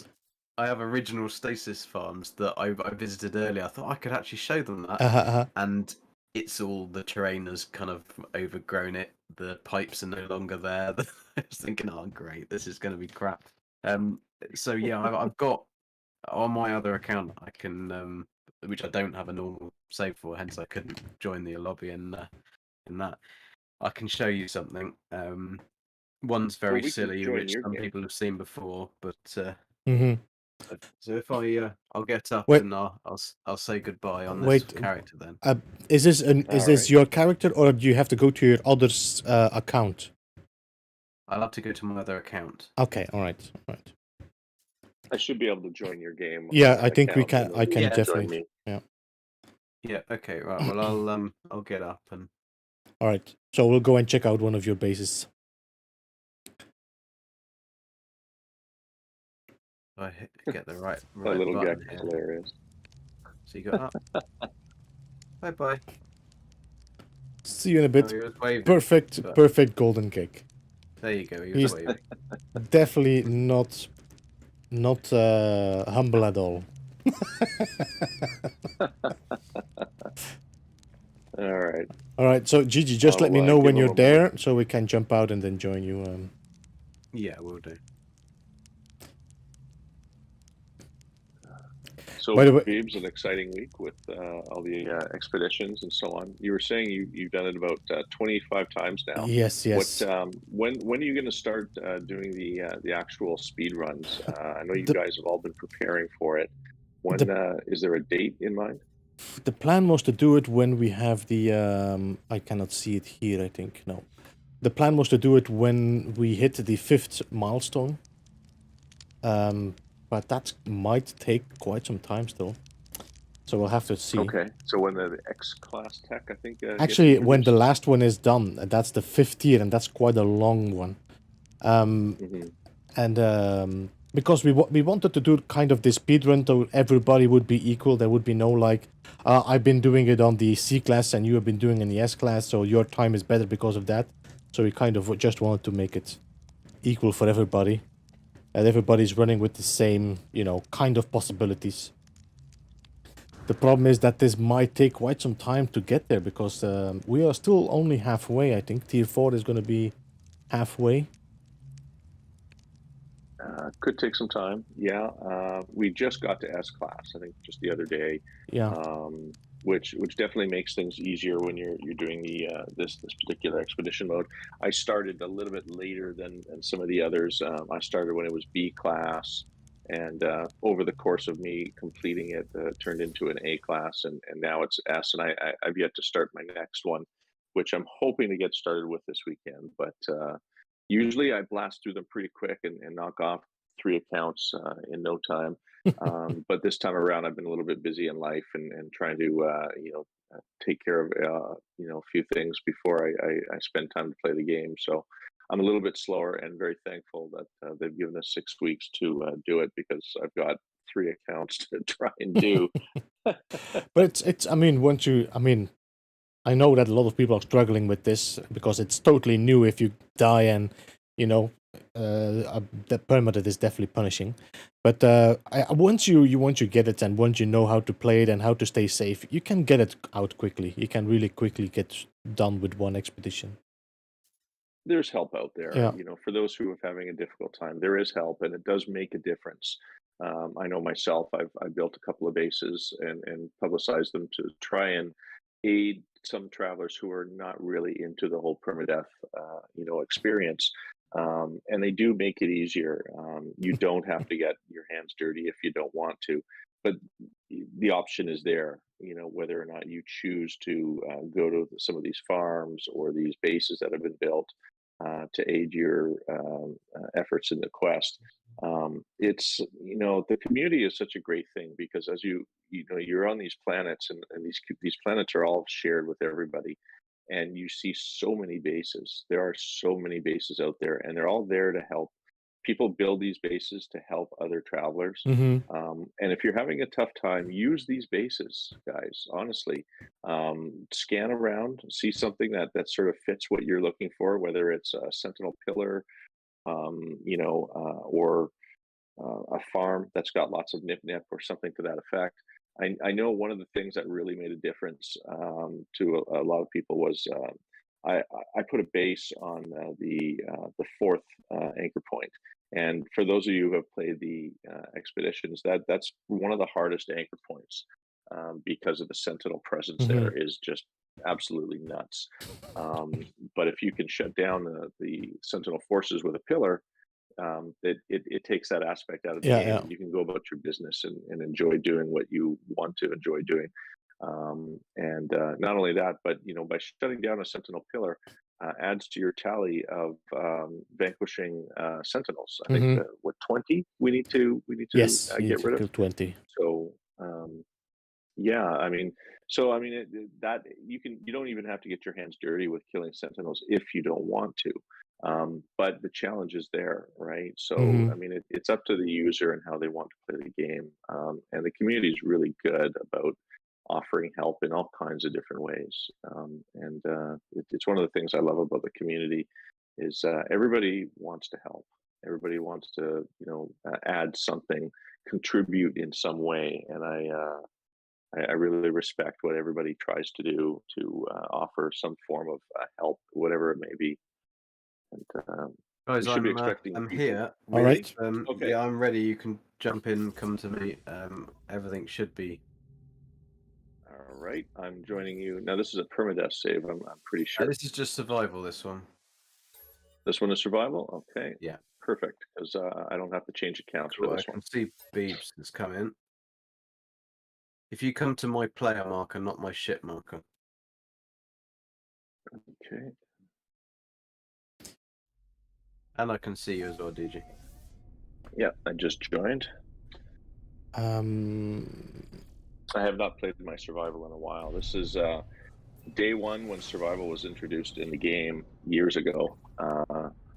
This particular save has taken a beating. I might have to put some sodium in my pockets. Sodium. Yeah. This save is very boring. This is the one I used for. Base.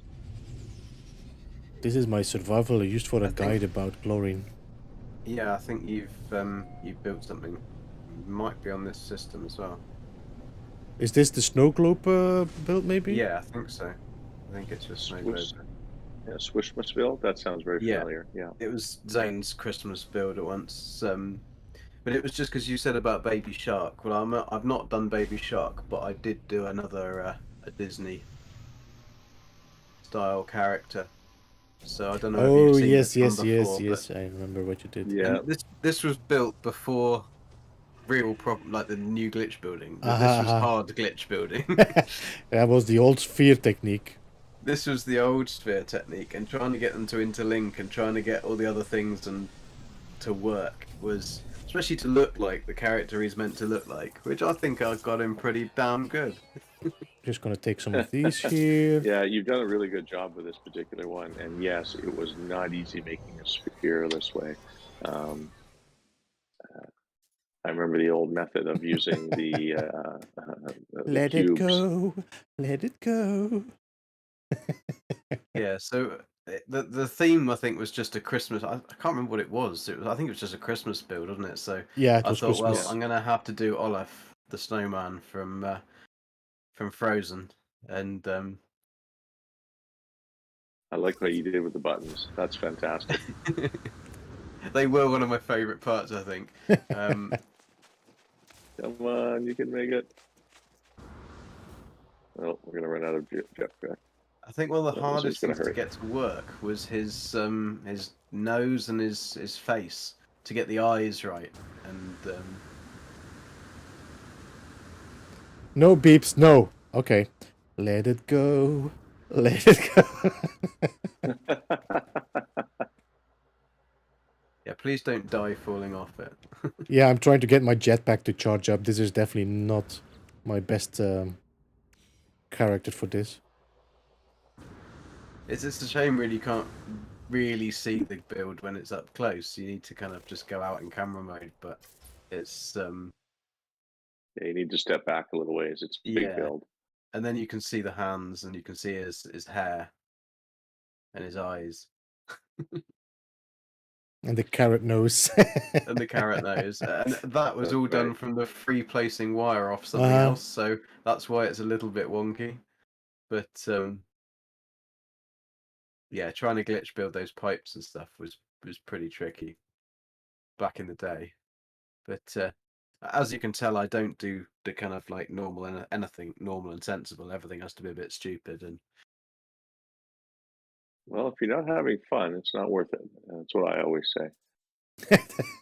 I just noticed the teeth as well. It's a really good build, that GG. the idea originally was to try and have the mouth light up so that kind of let it look like it was like opening and closing, because you Uh-huh. had two sets of different wires. One would be the open, one would be the close, and it would link between. And I think we were doing this one on a time, and I think it was just within Zane's stream time. I think we were all building it. And I just ran out of time. It just trying to build that many. Well, it was 2 spheres, wasn't it? So I was having to build 2 spheres, and then the top section as well. I think it was just like, nah, I'm never gonna make this. But yeah, that was a silly one.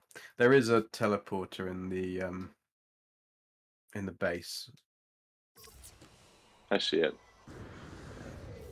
I like how you use the sphere generator to create a bit of a glow on the wires to make the nose stand out.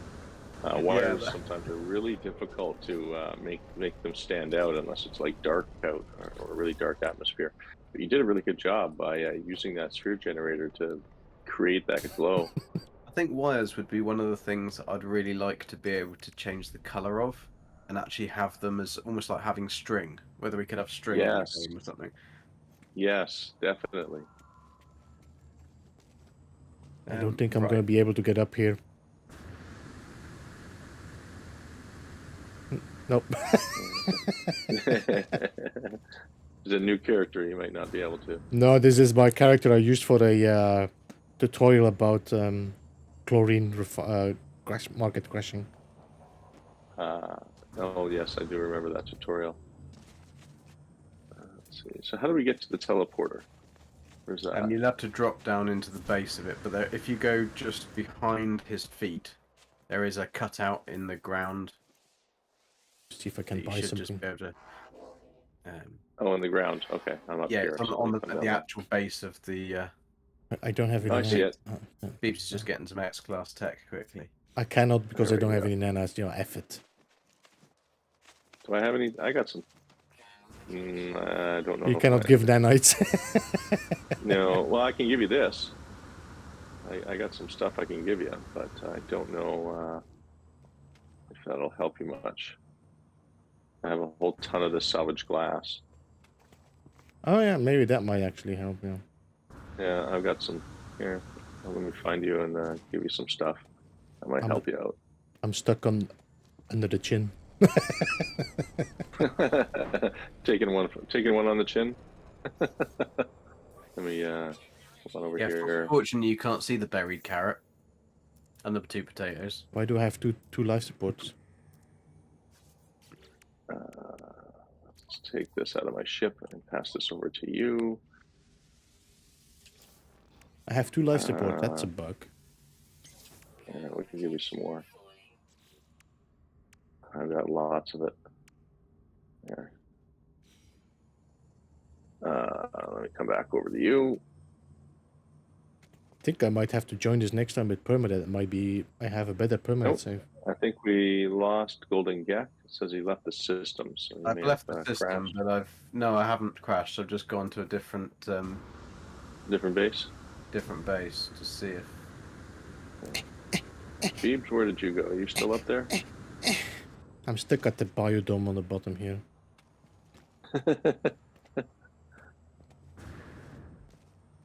Alright, let's see if I can get up here. Get a little closer to you and pass you some stuff.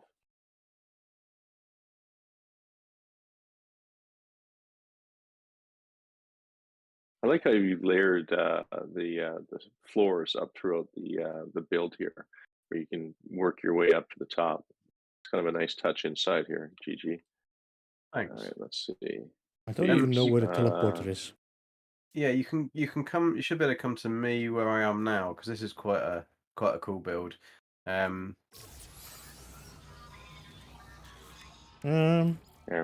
maybe that helps, Phoebes. I give you a few goodies. Cheers until let chick with this. Give me jetpack.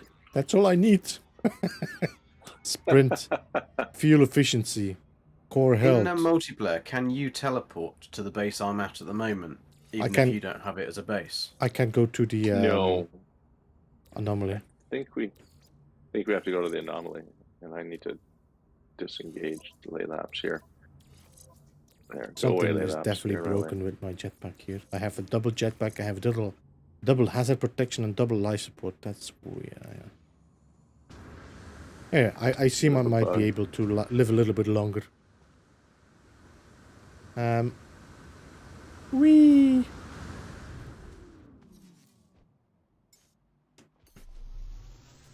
All right, so to the anomaly, is that where we're headed? I think that's going to be the best, yeah. Okay, let's go do that.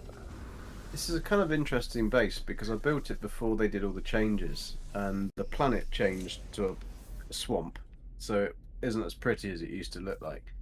But oddly, it didn't delete all my landing pads. It actually kept all the landing pads, so I must have either rebuilt it or it's just managed to make them look right.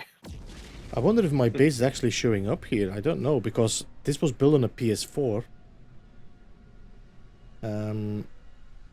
Grotto, Christmas tree, Christmas, a winter village. So you built Santa Sleigh, didn't you, Beebs? No, this was from last year, the year before. That was the the snow globe. yeah. Yes, one of my favorite builds of yours. I really enjoyed that one. I don't think golden. No, I don't see it actually. But I think it might be. It's been a while, so it could be that it just needs to be re-uploaded. All right, heading to you, GG. Ba-da-ba-ba-ba.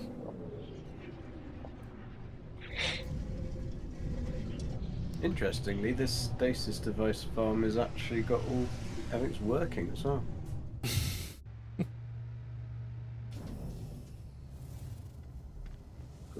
Looks like I got a freighter fight. Yep. All right, let's. I'll have to deal with these guys here. Sorry. There's plenty of landing pads here as well, so you should have your choice of.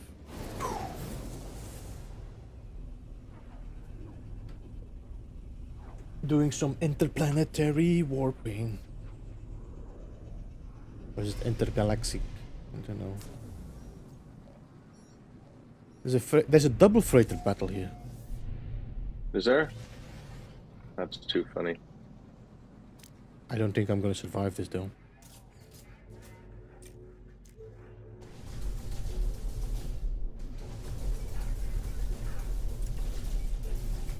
Got one of my older style ships that never got repaired.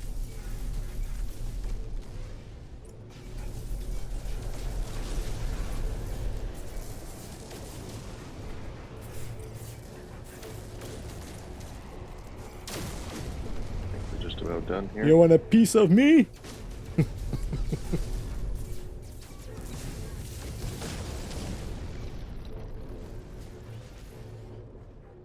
Need to deal with a little bit of pirates.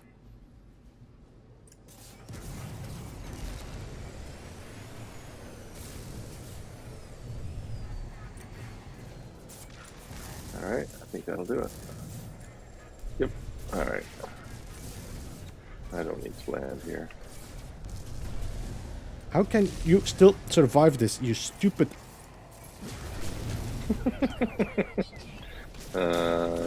Scorchy Nip Nips, is that where you are?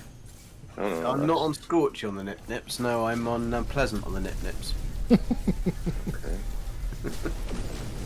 They've all got. There's a chili on the Nip Nips as well, but don't go there. Okay, let's see here. Green marker. Ah, there you are. Sorry, it was hiding.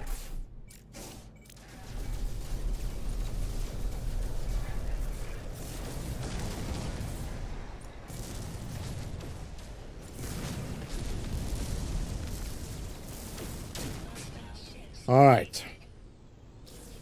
Take care of those bad guys, Beebs. Yeah. Man, they didn't show for me. Only the ones that I had to deal with.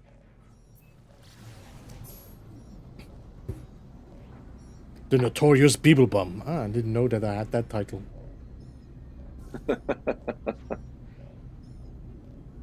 This is my first starships I killed in this save. Yeah, first 5. I can't even tell you how many I've killed on this save. My goodness. Scorching nip sounds like a medical condition. Yeah, I got some problems with my scorching nips. Yeah. This one is so old for me, I can't even make base builds or build a base computer anymore. It borked it on one of the updates so bad that it no longer allowed me to make warp cells or build a base computer when the base computers were introduced. So I have to, if I want to keep playing, I have to find a wild base computer and claim it. Looks like the landing pad's despawned for me, so I may have to land on the ground. There is an SRT to get up. There's also a minor trading post down there, minor settlement, sorry, and a archive. I don't mind landing on the ground. That doesn't bother me. I've got fuel. But if there's a teleporter that takes me up... There's an SRT at the bottom. It's hidden in a rock. Welcome. Okay. Read the message modules for info. Is this your stasis farm? It was a stasis farm, yeah. So it was. There should have been, yeah. As you go up the stairs, there was different messages there. Ah, the combo. Ah, yeah, of course, because the combo now changed. Ah, that was almost done with Beeble. Where did you go? I just fell through the floor. How? Maybe it just didn't load. Well, it loaded in perfectly until I walked over it. Oh, yeah, it looks like it's not letting me take the teleporter. Power is on. It's really strange because it works for me. I can come down. Yeah, I've noticed it's a little bit of a bug within the game. Sometimes power just doesn't work with the teleporters or doors opening at times. Well, actually, I went through it and now I'm sat on top of it and I can't get out. Well, I made it up here, so no worries. I think some things have shifted definitely because your teleporter is like on the side and I cannot walk underneath it. It's like it's moved. Ah, yes. No, that shouldn't be there. That should be on the between platform, those two rocks. Yeah, and it was there in the right place for me. I'm just gonna look for a hole to Oh warp. wow, this is pretty cool up here. Look at this. Look at all this carbon. Okay, let's try this again. Okay. Yippee! Nice. Lots of refiners. It's a nice looking base you got going here. This was again an original stasis farm that then I think this was a star bulb, so this was a lush planet to begin with. Mm-hmm. I can't put this flooring piece back where it should go. Yeah, trap us in there. This is No, a pretty. I can't put it back. This is a pretty old base then. This is a really old base, but it's actually held up pretty well. Yeah. And then if you come upstairs, you got the disco floor. And these will still work as well. Very cool. Oh yeah. This was Cool, it gets before we had the factories light everywhere. floors as well, so but it's high enough that you can see the new freighters coming in, the new frigates, sorry, coming in. So it's I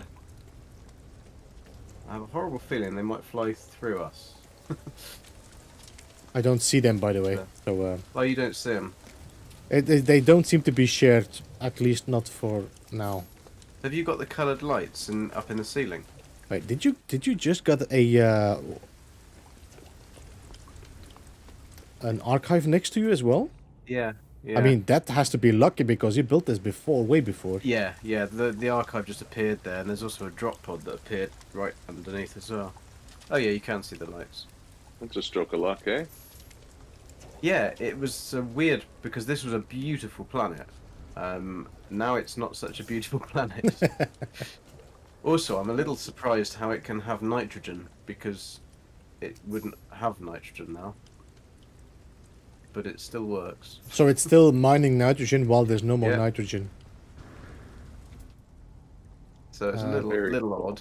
And then copper, perfume, cobalt. Although, I don't know. I have to check again. I know that I did some research on which planet gave what, but kind of forgot. Are the extractors full for you? I didn't check the.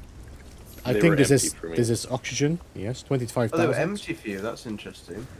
This is cobalt, 1,500 cobalt.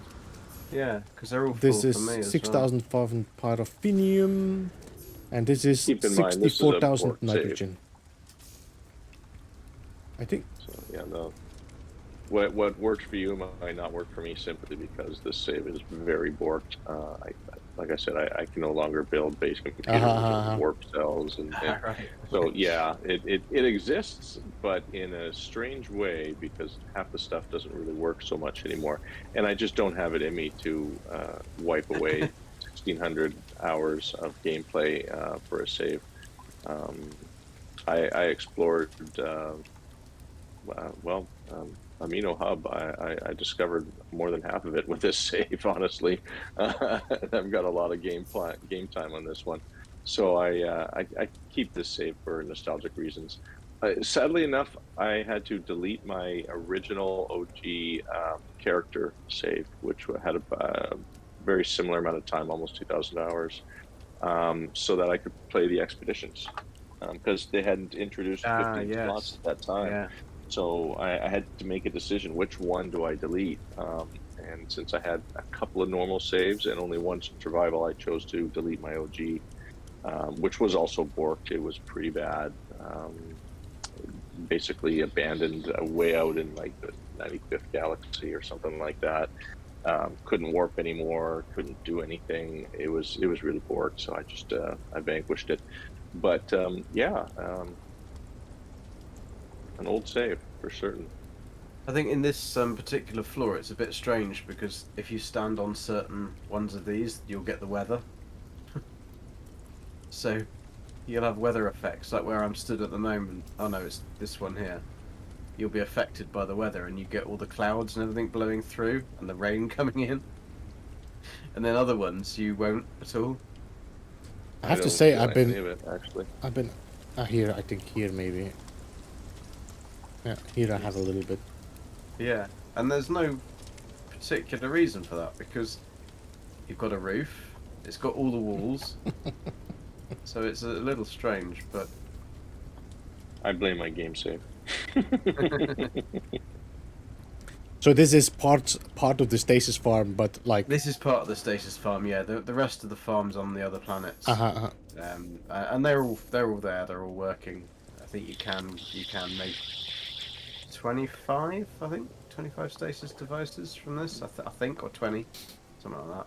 It probably says it on the Hey, Vez. communication thing. Vez, I see you popped in the chat there. Says he's at work on break. Good to see you. Hey, Pez. Bzzz. Golden Gek, if you don't understand or recognize the voice. Carbon first floor, nip on the roof, refiners 5 condition. No, that doesn't say any information about. Say. Maybe I made it and then expanded it. Uh-huh. I can't remember. It was a long time ago I made this. It's so I went back to the original. What did we have? The first Zane's World stasis system was the Golden Royal Mint. I'm pretty sure this is called like that because I found it. this is like before Beyond. No, this one here. This yeah. I mean, the Golden Royal Mint was the first one we ever did, and everything broke on that. And I've never gone back to rebuild it, but I really should do because people still actually go there and visit the other bases. But yeah, this is about it. I'm afraid this is my I can do creativity, and I've got some very like cool half finished ones, but yeah, this is one of the only ones that's actually finished. The one base that I would love to show everybody, but I can't because it's way over the part limit, is the one I built for the Halloween. That was a really cool build. It was a pumpkin, but I actually managed to get it like squished to look like a pumpkin. And then you, and it was all orange and it was all glowing, and the inside had all those horrible slime things and everything. And then you walked up through the stalk, and the stalk was at an angle to get to the roof. You actually walked up through it. It was really, really cool. But it was so way over the part limit. Well, as long as it's underneath for below 4,000, might show up, but I don't know if it's going to show up for DG. No, I don't even know which save it's on either. So I'd have to find it again. I've almost kind of like given up hope on that one. The problem is that I wanted to keep all of the scaffolding inside the sphere because I built it on the original method, and it looks really cool on the inside. And because I've got the base on the inside, I want to use that as well. Because if I delete the scaffolding, it would just be boring. So I'm just waiting for Sean to increase the building limit to like 10,000, and then it'll be fine. Maybe one day, maybe. I think, to be honest, as server space and drive space and that stuff is getting so much easier to get bigger sizes. I mean, you think what you can fit on a micro SD card now. I mean, it's ridiculous. And to be really honest, the size of a base is really small. If you check your save editor, it's like maybe 150 kilobytes for the base. If you have like a full base, so it's not like. No, I think probably the thing is just the render. That's what they would have the problem with. That's why I'm thinking that with the optimization that they might be doing, because, you know, dropping it on Switch, dropping it on an iPad, it feels like they're going to be working on some serious optimizations for this game. Yeah. Because otherwise there's going to be a lot of smashed iPads, isn't there, when people throw them across the room. I mean, it's...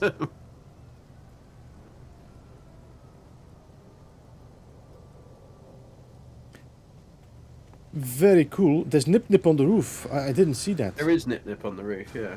Yeah, you can pulse up and... You can get high on the roof. Well, where else would you put it, really? You can have it and then go up and sit next to the statue holding a flag. Oh, look at that. And, I didn't see them. You're probably not seeing them, but... I love these frigate events. Such a cool addition. Yeah, it's weird when they come up through the ground though next to you. And you think it's a sandworm and it's not, it's a frigate.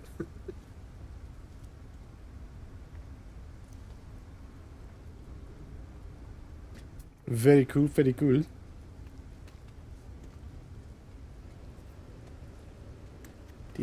Well, thank you very much for having me, guys. I'm afraid I'm going to have to love you and leave you. Otherwise, I'm going to get my ass kicked. You have to leave tomorrow, no? We have to leave tomorrow, and Early. I haven't even packed the car yet, so it's going to be a long road trip, but should be cool, should be good fun, but it's yeah. Everything's organised, it's fine. It's just Gabby will be inside going, he said he was going to be an hour. Well, it's an hour and a half. Okay, it's not that bad. It's not that bad. It's also my fault for probably talking too much, so. So everyone, this was a golden gag. If you want to go and check him out, the link is in the pinned comment below, above there. Check out his channel. He's doing quite a lot of No Man's Sky related content, but story-wise, definitely check it out. It's very fun, and it's gonna put a smile on your face every time you watch one.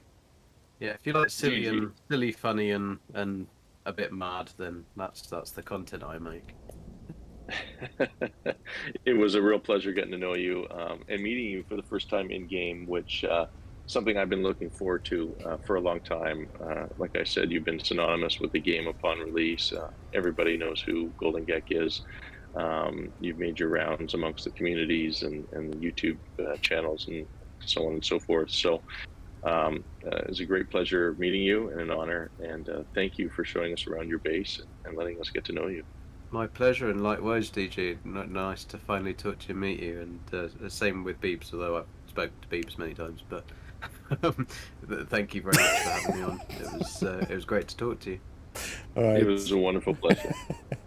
Drive safe. Cheers. Thank you. Thanks for joining again, Okay. GG. Have a good one. GG. Is that how the saying goes? G up, I think, isn't it? Isn't it G up, GG? I don't know. Good game, Golden Gek. So is how it was meant. So I guess, shall we meet back at the studio there, Beebs? Yes, indeed. Alrighty, I'm on my way. So for the people wondering, KJ and Lava Lamp will not be streaming tonight. KJ could not make it for today. So I'm not sure if anybody else is going to be streaming later on. If we can raid someone, we'll see. But just that you know, this is the plan for today. Alright, I'm just waiting for you to load up. Now that you're there, I can join you. I'm here. There we go. Alrighty, let's head over. There we go. Back in the chill, next to the heat, you know. Back in the pilot seat. You know, I see the fireplace you've got in the background on your stream, and you know, one of the things I'd like to see as a new building part introduced, maybe in a Quicksilver bot, is you see, have you seen those lit canisters they have in the outlaw stations? Yes, the really battles, like to have those. the fire battles. Yeah, I would really like to have those as a building part. I think that would be a really fine addition to the game to be able to build those as well. There's a lot of new parts in there that I think would be really cool to use for building parts. Since the Outlaws update, they really outdid themselves with the look of the whole Outlaw station, and I think it would be really cool to have some of those building parts for certain. I know I can definitely use them for all kinds of things. Thank you so much, Gigi, for joining. Have a good one. Take a safe trip again. And I will see you again next time, man. Have a good one. Just said goodbye in the chat. Did he? Yeah, he's got to get going. So always a pleasure, man. I appreciate it. So, what's on the schedule for Beeblebum in the next week or so? Well, I think tomorrow is going to be another speedrun. Okay. Have another try at it. I did some this morning. I did a run, and I took the same time as Jason did, but I had some bad luck, so we should be able to beat that for sure.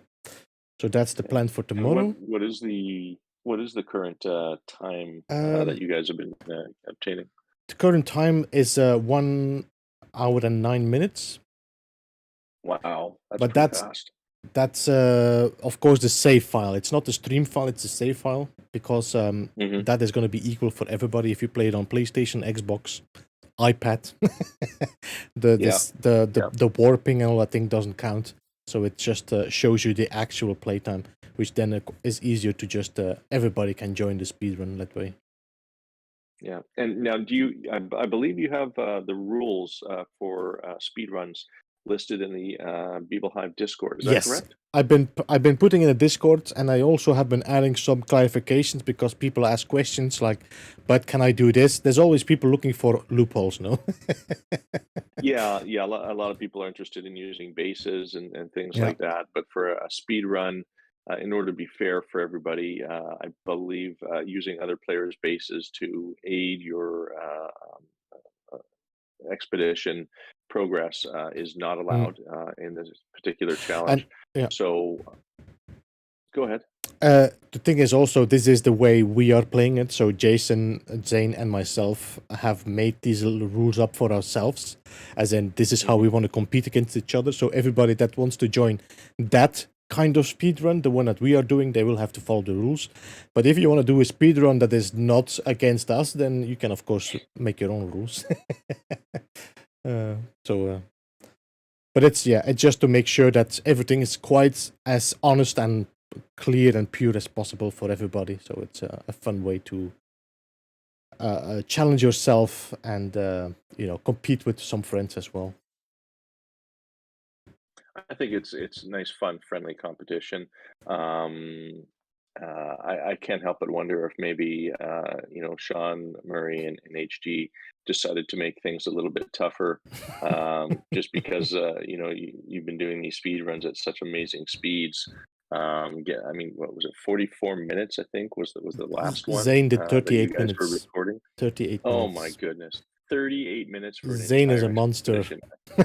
Oh my god, I can do them pretty quick, but not that quick. I mean, my goodness, that is unheard of to be able to blast through them so fast. I Mm, didn't think that was possible with all the graphics screens that come up. And yeah, you can press the button to speed up the graphics mhm. screen, but the warping in itself, that's like 30 seconds per Yes, warp. but And again, this is um, safe. This is save file, so that means that all the warping is not counted when you're doing that. So 38 minutes is the pure game time that you did. So if you're like in the menu, the start menu, if you're going into your yeah, expedition tab and stuff like that, just that you know, we turn off multiplayer. That way, it also doesn't keep playing the game while you're in the menus, and that really just shows you the pure game time, and that's 38 minutes. I think his stream was maybe 1 hour. I think it was 1 hour and 10 minutes. No, 1 hour and 4 minutes or something. I'm not sure anymore. hmm wow. That's pretty amazing time, and Mm. especially on the the permadeath, right, where one wrong move and it's over, right? Because starting over again just adds more time to Yeah, your yeah. Well, you just start existing over. range. You just quit and start over. I mean, if you die in the first part, you could try it, but yeah, that's but we have for the moment everybody has a bit of their own strategies. So Jason and myself, Lupus is also joining. Monkey Beat is joining this. So we have at least I think we have now Zostir is also joining. So there's like 3 new people that started joining these expedition runs, but they're doing it on Twitch. So it's nice to see like a lot of people starting to jump on the hype and the run and the challenge. So it's nice to see that. Yeah, yeah, and I mean, you've been getting an awful lot of views, when you do these speed Mm-hmm, runs, mm-hmm. which always, it feels good when you have that many people watching you and lending support, right? So it's definitely a fun thing to do. I know myself, I can play an expedition about 3 or 4 times, and then I start to get a little burnout, and I have to do something a little bit different. So. I don't know if I'll actually attempt a speed run this time or not. I've attempted them in the past and never really come close. I'm always like way behind everyone else. I think what I find important just takes so much time that I never even am able to compete on that level. I'm always mining and gathering resources, to make it so it's Mm-hmm. easier further along the line. But I got to give you guys a lot of credit for being able to do these things very, very quickly and not dying, in a lot of these Uh-huh. situations.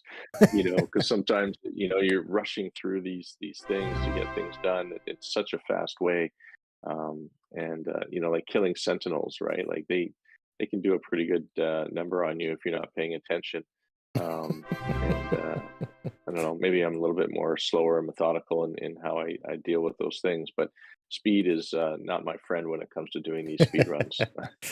uh, Before we continue, I want to give a big shout out. Thank you so much, Steve Lamb, for 5 gifted memberships. Appreciate that, man. And thank you so Oh, much, guys. 07. Really appreciate that. Um, yeah, it's finding that perfect balance between staying alive and doing it quickly. But I think it does add more entertainment to the stream as well. And in the end, this is more the people that are watching that see us getting frustrated and angry at something that doesn't work properly, or you die because of a stupidity. It's like a live TV show you're watching. Uh, It is, and I notice sometimes it's harder to communicate with you while you're on stream because you're so focused uh, on moving on through the missions and challenges. You're it's like there's a separate conversation going on in chat all on its own while you're doing one thing, and uh, chat's joking about another thing, and or they it's a little bit different kind of stream. or they teasing me. I do see a lot of chat passing by, but I cannot always respond to it. It's G tough. Golden I don't know Gag, how you do it. thank you so much, Golden Gag, as well for the 5 gifted members. Appreciate that. This is one of the Pretty best awesome things that guy. they have added YouTube so far. Yeah, the 07. Oh, the gifting. Yes. Yes, Yeah. I enjoy these speedruns. I'm really enjoying, and I'm just enjoying the complete. I don't know what the word is, but the vibe around it, and it's also very friendly and gentle. There's no real anger or rage. There's just a lot of banter and teasing, and I really enjoy the A little whole. smack talk. Yeah. Yeah. I think it aids in the whole competition level of friends amongst the YouTuber community, Mm-hmm. trying to beat one another's times and so on and so forth. I know you and Jason Plays have sort of battled it out back and forth a little in the last one there, and then Zane sort of came in and smashed it all away. Um, but yeah, it's really nice friendly competition to watch. Um, it adds to the level of content that you as a streamer puts out there. So it just widens the field at a greater audience that you're able to capture and entertain. Um, so I got to give you guys credit for being able to do that and to do something I haven't done or been able to do. I did some racing back in the day, but that was a very different ball game and Mm-hmm. very different things that we were doing. Um, so yeah, speed runs, big challenge for sure, and Mm-hmm. I give a lot of credit and an '07 thumbs up to you guys who are doing it. I think it is it's a good thing to try. I would say you don't need to try to beat somebody. You don't need to try to beat Zane, for example. But it's a good thing to try and improve yourself and like, okay, let's see if I can beat this quicker. Because I have been amazed myself by like how much different strategies you can use or ways that make your playthrough way quicker. As like, if I do this and then do this and do this, then I will save like 5 minutes of my run. It's it's a really great way of learning as well, like the game. I've been learning a lot of the game, like, hey, I never knew that this would work or whatever. Um, so it's a good way to challenge yourself and everything. I've been saying that for glitch building, challenge yourself, try it out. There's everybody can do it. So I think the same with the speed run. You don't need to run against the quickest runner. Just run against yourself and see what you can do. Yeah, and I'm gonna obviously record it so that there is a record of it that can be used as proof of your time. Um, and that's the best way to do it is just quickly hit if you're on PlayStation, hit that share button and quickly record it. You don't have to be fancy with any cuts or anything like that, or even add music. You can just straight up Yeah, gameplay you as can it just is and drop use it that. raw. Yeah, yeah. Obviously, you don't want any cuts anyways because that No, no. You could want to have it construe altered time. one full playthrough. There you go. Yeah. So, well, I know for myself, I've got a couple of saves that I need to work on. I've got an alternate account and I've got my Steam account, which I need to complete the expeditions on, and I'm looking forward to that. Um, I've seen a lot of players struggle with this particular expedition, and I've also seen players who are unlikely candidates to play and do well at this expedition actually excel and do really, really well. Mm-hmm. I like to mention, this one in particular, my co-leader over at the Cafe Lily Hop, who is she plays normal on most saves on all of them. She tried survival once, wasn't her shtick. She didn't like it. She played this expedition, and I shit you not, Beeb. She beast moded it. She made me look like a fool out there. It was hilarious. She blasted through, no deaths other than Yeah, the yeah. mandatory ones that you need in the game. And she beast moded 4 accounts in a week, and I'm like, jaw dropping stuff, man, jaw dropping. I was like, I thought you didn't like this game mode, and she's like, oh, well, I guess when you're used to being, always on the edge, and I'm like, yeah, no kidding, because she just hammered it. Mm-hmm.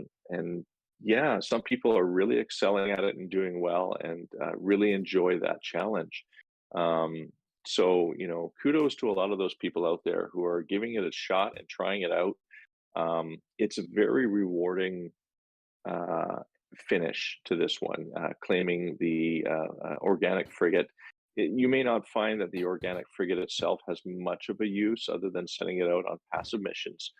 But I think to see something like that as part of your arsenal in Mm-hmm. your fleet, that giant whale out there amongst your freighter, it's something really cool, and the detail they've added to it is second to none. Like when you get up close and take some photos of it, they really did a good job. And Mm-hmm. I don't know if you've noticed, but they look very similar to our living ships. And Yes, and they. I know how you feel Yeah. about living ships, but I still think that there are some good features to them. No, I'm And I'm I'm liking the look of the frigate, but I just never really was into it because of the functionality and it's it was not my dada. yeah, they need to work on the functionality. I would really like it if they were to introduce more organic technology to install, like a similar type of economy scanner or conflict scanner. I think just that one piece of technology alone would make the living ship actually a more usable to a wider range of Mm-hmm. players out there. Yeah. I know myself, I really like the living ship, but I find I don't warp around in it simply because it doesn't have the economy Mm-hmm, scanner. And mm-hmm. it's not that I'm picking and choosing, specific systems. It's just that I like to know where I'm going Yeah, and yeah, what yeah. what the system has in store for me. And the economy scanner is really the only way of really determining that when you haven't visited a system before. So, I would really like to see more of that organic Mm. technology available to us. Things that we could build, not necessarily purchase, or earn in game through various methods. Much like when you have to find those floating eggs in space and shoot them for Yeah, upgrades. yeah, yeah, yeah. You know, I really, really like that. I thought that was a really nice aspect to the game and a Mm-hmm. really good addition. Finding those anomalies in space. You know, there are so many things that they could add to that would improve and make those things more useful to the game itself. Because I think that those living ships, they've keyed on a special thing there, but they never really completed it. And I think that's something they need to finish up, especially now with the organic frigate. So I hope Yeah, yeah. HG is listening. Please, you guys, let's get some technology on these things. Yeah, Sean, watch this stream. Yeah, yeah, Get and there's a ideas. lot of viewers here. There's a lot of viewers who really they love their living ships. I know Flurry Squirrel.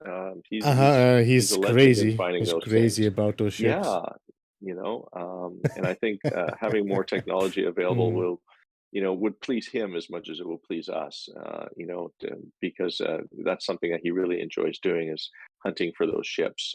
And there's a wide variety of different colors and styles. Hmm. They don't all look alike at all. So um, very cool stuff. I'd like to see more of it for sure. Yeah, I want to jump back to what something you said because I would definitely want to give a big 07 to all these people that have been building on the expedition, dropping base computers all over the place. There's like a whole bunch of base computers just to help out the people that are less, less capable to finish this expedition. It has been amazing if I'm doing these speed runs, the amount of bases that I've seen passing by, like Central's frigates or Central crashed freighter, eggs, and even mate bases that you can just safely pick up the eggs. It's a big help. I've been it's good to see it happening, and I'm proud of being part of a community like that. Yeah, yeah, and it's such a great community, like everybody is so kind and so wonderful. Very rarely do we come across people labeled as trolls in this community. Yeah, there's going to be a few here and there. When you have a game that is growing like HG has, Hmm. you're going to get a few bad eggs. But for the most part, almost everybody I come in contact with and meet are all upstanding, great, classy Uh-huh. individuals who are really, really, really nice. And I see a lot of the No Man's Sky community is kind of like a family. Hmm. You're my second family. Um, I hang out with you guys an awful lot. I watch a lot of these streams, and I try and give us support as much as I can, as often as I can. And it's tough. There's a lot of content creators out there, and it's tough to keep up with each and every one of you. And that I want everybody to know that they are appreciated and that they're Hmm. loved, by myself or anybody else, So um, something happened there. Did we just get a frigate? Yep, there we go. You see the frigate, I don't. I wish they would definitely Yeah, sync this as well because it's nice to be able to see the same thing happening. yeah. Oh, absolutely. I've noticed that a lot. Like Let me somebody will just double mention, check. there's a frigate into a system, and only one person will see it out of three or four, which is a shame because it's quite a sight, and to Yes, witness yes. it as a group is pretty cool. Yeah, yeah. No, it's daytime for you. It's nighttime for me, which that's new in Yeah, normally in that recent updates. should sync, no? It should be the same. Yeah, it should sync as the same. And are you in photo mode? Yeah, you're in photo mode. That could be why. Um, sometimes photo mode holds the Yeah, daytime it stays out even more. as long, although it should change normally. I don't know It why. normally it would. You know Yes, why? there you go. I You did swapped I out. did some changes in the menu. It changed the vignette and the bloom, so it might have just stuck with the time as well. Right. Yeah. Yeah, I think you're right because now I see that it's nighttime on your stream, which is what my screen is showing. Yeah, yeah. Um, yeah, there's a lot of great things in this game, but there's also some improvements that we'd like to see as well.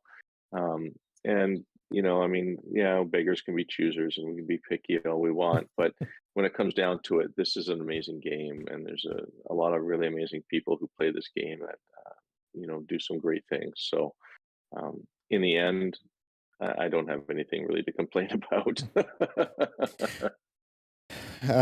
It's I don't know. It's I think No Man's Sky can not longer be described as just a game. It's an experience with all the good and bad that comes with. The bugs sometimes become features. It's Yeah, exactly. You learn the derp yeah, and the bork activity. It's part of the game. It's part of the yeah. fun. I'm stuck in a under a base, for example, or falling from the sky in some weird way. There's always some crazy activity going on, which makes it a little bit more fun, right? If it were Mm. perfect, would we find it as entertaining? Probably not. You know. Uh, I was doing a speedrun test this morning, and I got head bumped by one of these biological creatures, horrors, and it head bumped me inside the wall of the abandoned building, and I could not get out of it anymore. So Did you survive? I survived, but I could not die as well. I was just stuck inside the wall, so I had to stop and Wow. restart the game. But yeah, that was one of these bugs. Like, oh, hello games. Uh, Yeah, getting stuck inside NPC buildings is not fun. I know I've had to bail a few people out of that one, or you built a base in a really weird location at yeah, an yeah, NPC building, and then when you teleport in, you don't expect where it's going to put you. And I've had to use the building skills that I've learned to get inside the base, or to get inside the NPC building, and glitch a teleporter underneath somebody's feet in order to get them out of it, and it works. But it's an interesting yeah. Technique. feat to be able to do. Like to be able to get somebody unstuck from a thing, right? That's not always easy. But I got to say, learning a lot of these building techniques, it wouldn't be possible if I hadn't known how to use these building techniques. True. In the past, I've had to use other techniques to unstick people from getting, in a base where you get them to quit out and join you in multiplayer in a different location, make a save, drop a base computer so that they can, the save recognizes them being in a different location so they can get away from that place. The problem is anytime you warp back to that base, you're going to get stuck in a wall again. So the only way to avoid that is to fly in manually and delete the base, Yeah, yeah. if you can access it, which in some cases you can't even access it because it's in the walls or who knows what. So there's some interesting things that are a little bit borked within a game, but it does make it fun and interesting to play and figure out in a lot of ways how to fix somebody who's Uh-huh. borked. Yeah, yeah. Yeah. So you have any plans except for trying to finish more expeditions on No Man's Sky? Always, always. Always. I got lots going on. Yeah, I got some builds to do. I got to get my build on here. We've got that new micro challenge that's Uh-huh, coming. uh-huh. That's been posted, so I need to get busy on that at some point and build a luxurious room. I've got all kinds of community work, which I'm always involved in, whether it's, my own community of the cafe, the Beeble Hive, or even the UN 42. There's always something for me. There's never a dull moment in my No Man's Sky life. I keep busy from one field to the next. Um, but yeah, I'm looking forward to sinking in and getting a couple of those expeditions knocked out, and then building some kind of luxurious room. I don't Uh-huh. know. I'm going to have to break away from my norm. I think here I haven't built any stairs in a while. Maybe I should go back to something like that. Uh, Um, so there's things. Yeah, there's always something to do, and I've got other builds on the back burner, which I haven't I need to work on too. So mm. yeah. How about yourself? What have you got any ideas for some builds that you're gonna start Uh, streaming in the next little while? I have to think now. No, the plan was now we have the You've I got the f- race, I yeah. kind of finished the Enterprise. I still need to Eagle make a video Prize? about it. Now the Yeah. plan was probably to build the cantina, the Elmos cantina, and maybe rebuild it a little bit better and a bit more better scaled. That might be one of my next building projects during stream. But for the Hmm. moment, I'm focused on that permadeath, so that might be taking quite some time of my, the streams. For But the anyway, next I'm few streaming weeks. tomorrow Yeah. for sure. I might be streaming Saturday these permadeath, the run as well.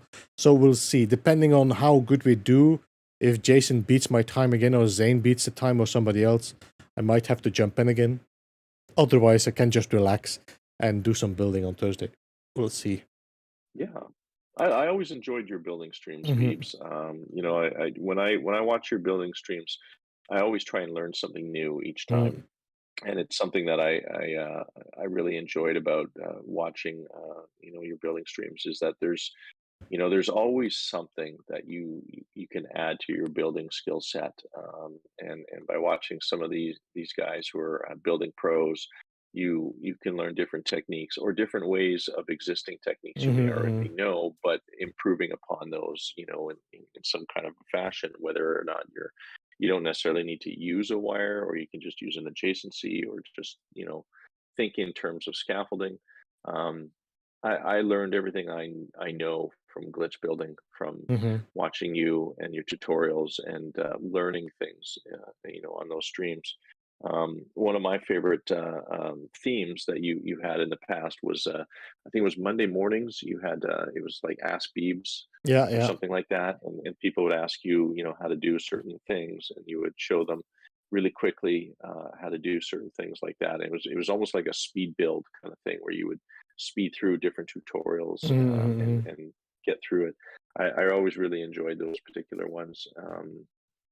So there's some great content that you've put out there, and I think with the speed runs that you've added to your repertoire of content, it just adds to more entertainment value for Hmm. those Hmm. viewers that are watching you. So Yeah, I've been reducing my streams to be able to focus more on videos and stuff, but I really enjoy streaming itself. So anyway, we'll see. I don't wanna promise anything, so I just have decided to just have two planned streams, and then the rest is just surprise streams. it's um, really hard editing all those videos yeah. and things like that. It takes a lot of time with voiceovers and the Hmm. filming of them and so on and so forth. So definitely, it takes a lot of time to be able to do all that, and we all know that we all have lives outside of No Man's Sky. So it's really tough to And so to many put more out as games. much content. Yeah, it's tough to put out as much content as you do, not just for No Man's Sky, but for other games. I think Mm, Saturdays you stream other games. Are yeah. you? What do you That, intend to stream this Saturday? well, most likely it might be a speedrun. I think it might be the speedrun. We'll see. Depends what I'm Yeah. doing on Saturday. If I do a very good run on Saturday, I don't need to do a speedrun if I do a good speedrun on Friday, I don't need to do anything on Saturday. I've been playing some Planet Crafter, some Icarus, some Valheim. I'm looking forward to Valheim though, since once the Mistlands update drops, to Yeah, they get just back had into an that update, game. didn't they? Or yeah. I think they might be dropping it quite soon. I think we might see it somewhere in July, August. I think It wouldn't surprise me they Christie drop it in knows the same best. time, like No Man's Sky again. Yeah, I think Christie is very involved with Valheim right now. She Yes, would Christie know is crazy if about there's something Valheim. coming. And I think Planet Crafters had a recent update as well, Yes, they did. not too long ago. So that's a game that's growing as well. Initially, it was just your basic game, but it seems to have gotten a regeneration of the developers worked on it and then re-released it again for beta use, and Mm, it seems to have definitely improved in its style of gameplay. There's a no, lot more no. to it now, It's a so it's a really fun interesting it's a fun watching. it's a fun game. The update itself when it dropped was like, okay, it's nice to find all the new regions and stuff, but it doesn't really add anything to the progress. So when I played it, was like, okay, it doesn't feel like it's worth playing it again for me for the moment until we have actually an addition to lore and more depth in the story. I Yeah, will see. it is still limited in Yeah, in it's in in what you yeah, can do in the game. You yeah, can only go so far, and then yeah. you just sort of max out, Hmm. right? And it's nothing like No Man's Sky, where it's a continuous open sandbox. Yeah. And the So updates are very different crazy. type of game. Every 6 weeks, bam, new update. I mean, Yeah, yeah. I mean, No Man's Sky just continuously brings out these mm, updates, which are amazing. Really, the last three updates that we've had have just been mind blowing. hmm. I mean, think Yes, they back in are. just this last year, we've gotten new multi tools, we got new building parts, we got new ships, we got S- new technology Yeah, for our ships and multi tools. I mean, in a I've been year, just really in the last enjoying. year. Yes, I've been really enjoying the updates from No Man's Sky. Yeah, yeah, and I've noticed that we've got a different player base Yes. enter into the community as Mm-hmm. well. A much younger crowd Mm, has decided to pick up the game and try it out. Whereas before, it was very much an older generation type of game that appealed only to an older audience. But we're seeing a lot younger crowd come in and enjoy the game, mm. and PvP is becoming a bit of a thing as well, Yes, where yes. there's an aspect of PvP gameplay which is starting to really appeal to the younger crowd, and so I'm seeing a lot of that creep in. There's events that are going on, one that I'm a part of as well, that is it's becoming a thing within the game. Mm. And we saw this with building, right? Where building really wasn't a big component of Mhm, the mhm. game, but it was a component.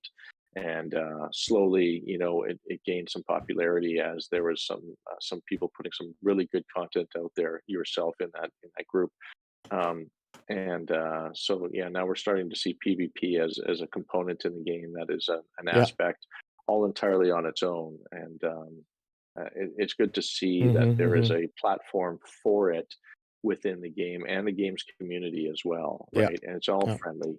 Yeah, it's not bad stuff. Mhm. I mean, there can be, but it's all It's friendly minimal. It's gameplay. minimal. Yeah.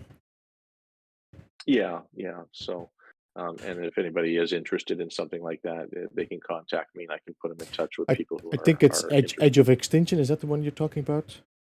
That Is is what it? I'm talking about, Yeah. Yeah. Edge of Yeah. Extinction. Yeah. Yep, and that one is doing very well. I believe what they've done is they've gone to a separate galaxy where you can't mistake going there. You have to, if you go there, it's on purpose, and so you can't just happen upon a system and then just get waxed for not knowing. You're going there, and you're Yeah. going there for that reason. So it's designed that way so Yeah. that Yeah. it's an It, intentional thing. And I'm hoping. I mean, we've seen with the guns and the multi-tool additions they have added, there's definitely an aspect that is coming in there that is way more focused on some combat and battle, and I definitely like it. I definitely love it. We've been doing it with Survival Bob during that expedition stream. I hope Mhm. I hope to see one day a faction a faction update where we can make groups and clans where you could actually make two teams where you see the different, like when you do a ship battle Creative in battle. space. When you do a ship battle in Yeah. space, you see the different trails of the ship, so you actually see who is on your team and who's not. I think that would be a great addition for a lot of players that enjoy the combat aspect of No Man's Sky as well. Yeah, you're right, and I think we've actually starting to see the start of that. Hmm. We can now have our own squadron Yeah. of up to 4 ships, and everybody has noticed by now they all have the yellow Yeah. starship trail. Hmm. Now, I mean, you can through means of process obtain the same ship amongst your entire squadron as yourself. Now, imagine you've got 5 ships coming in, into battle with another player who also has 5 ships, Hmm. theirs and 4 others in their squadron, all look alike. That symmetry between the two forces is kind of neat and intimidating, and you kind of ask yourself, well, which one do I shoot? If Hmm. they all look alike and they all have the same starship trail, it does become a little bit more difficult to differentiate, which one you should be shooting at. So that is kind of neat. I do like Yeah. that. There's some really interesting aspects to the game they've added since Outlaws, and Yeah. in the whole PvP forum, or just combat in general. Um, and it's opened the door for a whole new audience. Hmm. I think No. HG is growing and learning what the community wants, and is trying Yeah. to give us and make everybody happy and give us what we're asking for. And that's really hard for developers to do, Hmm. honestly. But I think they are on a good way, and I think they start to they start to get they passed the point where they wanted to be when they made the trailer for the E3 trailer. E3, yeah, Um, oh, and definitely, and yeah. now they are doing that beyond, and I think we'll see. I think they still have a lot of ideas for this kind of. They said it themselves. We have a lot of weird ideas, which I'm definitely looking forward to. But yeah, I think a lot of people would enjoy it, and not just like factions that are just combat focused, but I think if they would make just like a possibility that you say like we are a pirate faction, or we are a merchant faction, we are a builders guild. That would be a great way to actually also differentiate the groups that are where people join each other. I think it would be a great thing to have as in part of No Man's Sky Yeah, as well. Yeah, right now those factions do exist, but only in the community on like Discord and those type of social media companion apps. But within the game itself, it doesn't exist, right? Hmm. So it would be neat to go into the anomaly and join a faction Yeah. that is for that, and as subsequent to that, maybe a link to one of those communities Hmm. Hmm. that is supported by HG, Yeah. which that's not easy to do either, because a lot of communities, they come and they go within a short period of time. It's not easy to have leaders maintain a community for the longevity of, well, even more than a year. Honestly, it's very difficult to maintain a community and maintain entertainment value for members of said communities. Um, and I see you just got some frigates warp in there. That looks really cool. 4, 5. Um, Oh, look at that! That's 5 mhm. of them. Yeah, usually I only That's a see two or nice one. three, so that's a really good one. Um, you know, it's hard for HG to determine which communities are worth it out there, Hmm. and the only way of discerning, which communities they can support are literally, it just comes down to longevity and Hmm. positivity, Yeah. and support within the I, members of those yeah. communities. I think they could easily So add like certain milestones for these uh, factions. For example, 50,000. If you have 50 members, you're able to create, a clan tag, for example, or these kind of things. And only when you have like a serious amount of members, you will be able to add a link to your. So the dedication to that faction will allow you to also, because that also will make it more clear, like, okay, these guys are here to stay, not like there's yeah, three. and they have to be three active yeah, members. yeah, That yeah, that's a common misnomer is, you may have 1,500 members, but are they active yeah, yeah. 1,500 members? In a lot of those groups, you get, say, 1,000 or so people that join your server or whatever, but you may only get maybe a handful who are Hmm. actually active in Hmm. that community, right? And so the numbers are very misleading in a lot of those types of communities, Hmm. and it's hard for HG to determine that, which ones are the active members who are actually driving the community themselves. It's a really hard one, and uh, a lot of it comes down to longevity and positivity, and things like that. And that's what we've seen so far in ways of being recognized Hmm. by the, like I said, the decals in the Quicksilver Yeah. shop. It took literally years for the cafe and for Amino Hub and AGT to get their decals in the game, and merely because of game activity, longevity, positivity shown towards the game and the members that they entertain. It's really hard, to do that. So if there was a way of proving that to HG, I'd like to see it. I really would. And I think a lot of other communities who are trying Hmm. really hard and doing a good job need to be rewarded in some fashion with Yeah. something like that to make it just a little bit more worth it to have those communities. I know in the past you've shown a little interest in having your own decal, Hmm. and that would be really cool to see that as well. But again, how do you get HG to see it, Yeah. right? Without jumping up and down and waving and saying, "Hey, hey, hey, look what I'm doing, guys!" you know. Yeah.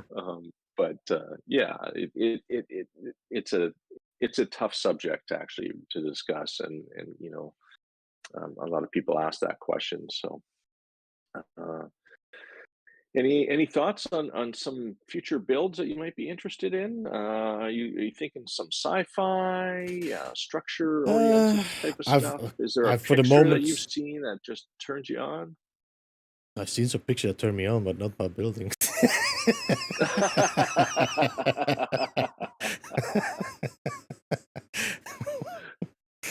uh, Well, we can't build those structures in No Man's Sky. That'll be reported based, Beeps. uh, yeah, that was just too easy. That was like, in the perfect. I opened the door Yeah, for that one. You yeah. walked right in. Um, I don't know. I have not seen anything yet that I really want to build, except the one that I would build, the Mos Eisley Canteen. But for the moment, I've been when I'm going to internet and I'm seeing a screenshot up, boop, I copy it and paste it, and I have like an ID folder. But there's nothing Yeah. really popping out yet and telling me, yeah, that's what I want to build next. And I mean, the where No Man's Sky has been moving lately, Frontiers was a great boost towards building for me and also to my content. But now you see that now the focus is on completely different track. So I kind of move for the moment with that a bit. So building is still gonna happen, but I don't have that much focus on it yet. A little bit more secondary on that one. Yeah. Yeah, and I I know that mean, a lot of really cool structures in the inspiration chat and in your Discord, and a lot of them are really kind of neat. mm-hmm, I know a few players will take a picture that they've seen in there and try and challenge themselves to build something yeah, like yeah, that. And I think that's kind of a neat thing. Um, there's some really good builders in the community, and we're seeing more and more every day join up who they're just unknown builders who have never really made a name for themselves out there, and they join up, and right off the bat, the first images that they're sharing with us are some really incredible mm-hmm, builds. mm-hmm, And I myself over the last couple of weeks, I've been contacted by several people who want to show me some of their stuff, and I'm like, okay, well, that's fantastic. I would suggest join this server, share what your content is, let people know who you are. mm-hmm, Let people see your creative work, right? Because everybody's creative genius is different. mm-hmm, um, so that's something that I definitely like to see more of, is more people sharing their stuff. Don't be afraid. Just post it in the we've got lots of channels here in mm-hmm. the Beeble Hive Discord. There's one specifically for building. There's multi-tool, ship hunting. There's all kinds of channels in there for every type of player. And I would recommend just post what you got. Let's see it. Show I've and seen tell time. I've seen Um, some great interaction as well. Like somebody pops a screenshot, everybody, hey, great! What? How did you do this? And it's really nice to see the interaction and sharing of Sharing of ideas. Yeah, Christy. absolutely. But I'm definitely looking forward to what is coming. What is coming? They have been so much. I mean, we have now the release on the Switch. We have release on the Mac. We have Mac and iPad. Um, I'm looking forward to that one, this honestly. this is just I want to play at work. yeah. I'm just seeing this. There's like this change happening. And a lot of people are scared about what is going to happen. But I don't believe No Man's Sky is going to go backwards. No Man's Sky is going forwards, and I think they found a way to optimize the game in a certain way or downscale the game for certain other platforms. They are working on something that I'm so looking forward to see what is going to happen in the next coming months, and I think we might see it dropping fairly soon once the expedition is over. It's not going to Yeah. last that long before we see Well, all summer's this. almost around the Yep. corner. We're just a few days away. So, what do they speculate about? July is when they're thinking I'm the Switch is expecting going to be dropped? halfway July we might see something happening. I mean, we have how many weeks? 4 weeks left, so that's gonna be somewhere in July, like 12th of July or Yeah, something. So yeah. then give it a week or something, and I think we might see It, 4.0. within a couple of weeks of the wrapping up of one expedition, we usually see some kind of an update or Mm-hmm. another expedition Yeah. introduced. So, in this case, it's probably going to be the Switch. I'm curious as to how it's going to be implemented within the game. I don't know how it can Mm-hmm. support such a render-heavy game. Yeah. The Yeah. graphics for this game are incredible. So it's going to be interesting if they actually introduce a whole new Switch with its own graphics card Mm. that is improved upon what is already currently used for Switch. Um, but I mean, I'm really excited to see that happen, and another platform introduced into the player base of No Man's Sky. Um, will that be a multiplayer thing? Will it just be a single player, Mm. experience? It's hard to say, really, but I'm curious and excited to see what happens. Mm. The iPad and iOS software introduction, that I'm really looking forward to that as well. To be able to play, remotely off of your iPad or I doubt the phones. I don't think the phones will be introduced allowed to do that. But if you have an iPad or a MacBook or Mac computer, I the ability to play No Man's mhm, Sky on that, I think, is a really really cool feature. Myself, mhm, hey, I like to take an iPad to work and mhm. play. You know how many times I'm at work and I'll be, sitting around with, 5 or 10 minutes of nothing to do, and like somebody messages me on Discord and hey, I need some help with X, Y, and Z. I could just pop in the game Yeah, really yeah. quickly, help them out, move out, or for that matter, continue along an expedition or finish a build or any number of things would be Mhm, mhm. something I'd love to do. And I know that probably doesn't sound good, and I hope my employers aren't watching, but um, Beep, beep, beep, beep, beep, beep, beep, beep. Just everything is beeped out. It's okay. you're fired. You get a fax, pink slip fax, you're fired. Oh no. But Mm. yeah, no, really, I'd love to be able to, So to no play at man's work. I job. see a lot of people using remote play. Yeah, no man's job. Uh, um, but yeah, no, I love that. I think that would be a really nice thing uh, to be able to extend my playtime beyond the capabilities of just my PlayStation 5 mhm. at home. At times when is not necessarily conducive, but at the same time, the community never sleeps, and I always try to be there for my friends and family that are in the community, right? So um, we always try. At least that's the attempt. So, what about you? Are you interested in the iOS software? Um, for the moment, to be honest, my Mac is broken, so I need to bring it to the shop and fix it. I do have an iPad, but I don't think my iPad might run it because it's still an old one. We'll have to see. Um, Hmm. I think we might see in the future a cooperation with Nvidia. What is it called again? GeForce. There's something a name that you can actually stream your game. Uh, and I have a feeling this might be the same with. I still feel like Switch might be a streamed game. I don't know. I have that feeling because I never felt like Switch was possible to actually run No Man's Sky. But you never know. They have been surprising us every year, so we'll just wait and see. Oh, you mean like in the cloud, where you log on Yeah, to a yeah, yeah, service yeah. that has it? Yeah, you know what? That might be the best way to implement it, Mm, honestly, um, because I mean, the graphics for that little switch kind of makes you wonder if it will actually do the game justice. hmm But through a cloud, they can achieve that in a Yeah, little bit more achievable way. especially if they want to put crossplay or whatever on this. This is no way you can do this on a Switch. So Not currently, no, not without landlines connecting you from one switch to another switch and playing with a friend. but yeah, I mean, I will see. I'm not. I have it on my PC. I will have my Switch here as well, so I will try it out. Depending on what Nintendo decides to ask for it, because if they asked €60 for it, I don't believe Hello Games is going to see a lot of that. Yeah, uh, you never know. We're no. seeing, I mean, keep in mind, updates are free. So when you're purchasing the game, you're purchasing the game, and Yeah, yeah. also the updates for The, the the future use of that, the right? thing is that I know that Nintendo is keeping their games quite expensive, and even if they are old, so I wonder how much money is going to go to Nintendo and how much is going to go to Hello Games. Hmm. Yeah, That's that a that's always the thing is what percentage of the money actually goes to mm-hmm, Hello Games. For it.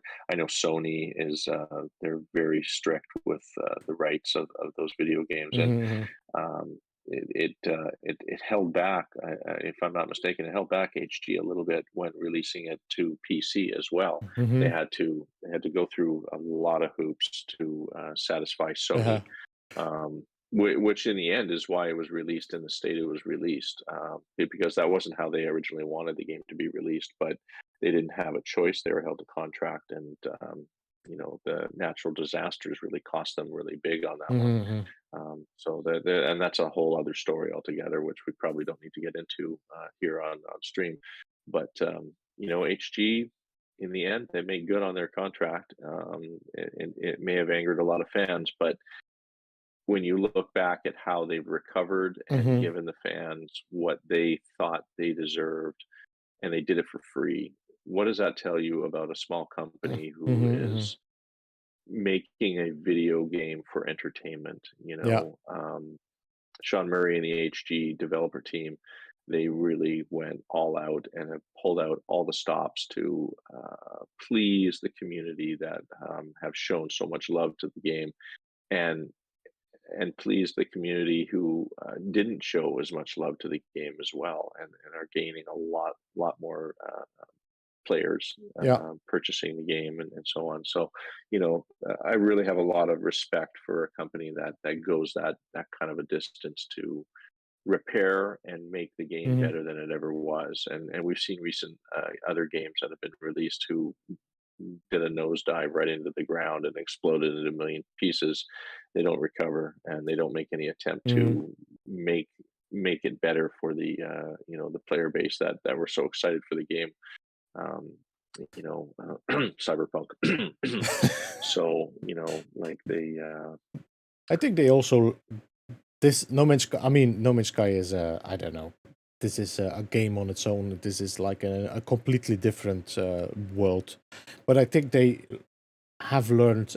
Hello Games has learned a lot of lessons in the last 5-6 years now, and they're working on oh, definitely. they're working on this other game now, and I don't think they have involved any other. They did not involve Sony. They did not involve any big developer. They are doing this on their own, and I think that this is gonna be, the lessons they learned from No Man's Sky is gonna be applied in this new game they made. I'm looking forward to see that as well. Yeah, it's going to be interesting. There hasn't been a lot of talk about it over the last year or No. so. They made a mention of it last year, and I think a lot of people thought that what was the re-release of, was it Joe Danger? I think what Mm-hmm. was what they were working on, but no, that's not the case. They just re-released it to Yeah. satisfy a small audience. There is another thing out there they're working on. What it is, they won't say, and we all know how tight-lipped they can be. They learned their lesson on that one. But I'm looking forward to see what else HG has in mind. Mm. They released a game. Was it 2 years ago? The Last Campfire, Yep. which was fun. Yes. Its longevity and gameplay wasn't necessarily there, but it was still a really good game. Mm-hmm. And I watched you stream it. That was a really fun and Mm-hmm. interesting game. A puzzle type game, which Yeah. was kind of cool. I do dig those. They're kind of neat. So whether it's an open sandbox kind of game or something that has linear mission quests or a path that you follow, it's really going to be interesting to see what they put out there for us. And you you have to say that HG does it right. Mm-hmm. And if they make any mistakes, they're going to work on it, making it better. So I mean, what better reputation can you earn with the gaming community? They continue to earn awards for this game 6 years in. I mean, wow. Yeah, yeah, Wow. yeah, yeah. They did. What was the last one? The BAFTA awards? No. I can't even tell you that Uh, every 6 months there's another award they've earned, right? So I mean, it's kind of interesting. We hear another tweet out there that they've won another award, and I can't even keep track of them all now. mm-hmm. It's pretty amazing to see. It really is. So yeah, I think that's the time to start closing off. No. I think so. Yeah, we've talked a lot, and I've rambled on about a lot of crazy stuff. So perhaps it's time to end it here before I start talking about other dumb stuff. We need to keep What's some for DG next talking month. about? I don't know. I don't know. Shut him up. He keeps rambling. Let's see. Next month we won't have an update yet, but we might have an emoji, maybe. I'd What? like to see more emojis. When I is would. When is the next month? This is going to be the 7th. That's just when the expedition ends. We might not see an emoji. We might not see even an emoji. We'll see. Yeah. I'd like to see more, like the ones that we see in the space station or things like that. there's a lot of ones out there that you can add on Yeah, yeah, yeah, if yeah, you yeah. have a True, mod true. program. I've seen you use them. I would love to have access to some of those myself. And the ability to program quick keys or quick buttons on your PlayStation would be neat. You Yeah, can do that on PC, um, which is really cool, but you can't do it on a console. And I'd really like to be able to do that. You know, I've noticed a lot of times when I'm filming a video or something like that, to be able yeah. to It's nice to be able to push a wave. button, Yeah, yeah, yeah, instead of scrolling through a yeah, whole list of all these yeah, emojis. yeah, yeah. Yeah, yeah. But save that one for another day. All right, I think we're gonna close off here. I have set up the stream to go and raid Flowery Squirrel. He's the living ship hunter. I think he's one of the most known living ship hunters in No Man's Sky. I'm I just, think you're right. I don't know what we would say because I like to tease him about his living ships. Don't break them, Beebs. Don't break them. uh, anyway, guys, normally it's just stick around. The stream will automatically jump over towards Flowery Squirrel. If you want, you can already click the link as well that Christy did drop. Thank you so much, Christy. But if you Thanks, wait, Christy. it will automatically, after the Bum Bum song, you will be automatically moved over to the other stream. That only works for the people that have autoplay enabled, by the way, just that you know. Yeah, a great addition to the YouTube functions. I actually think this is one of the best ones they've done. Yes, indeed. There's some good upgrades coming to YouTube, so that's nice as well. So, DG, thank you again for joining, getting up early and having a coffee with me. Always a pleasure, Beebs. Always a pleasure chatting with everybody amongst the community.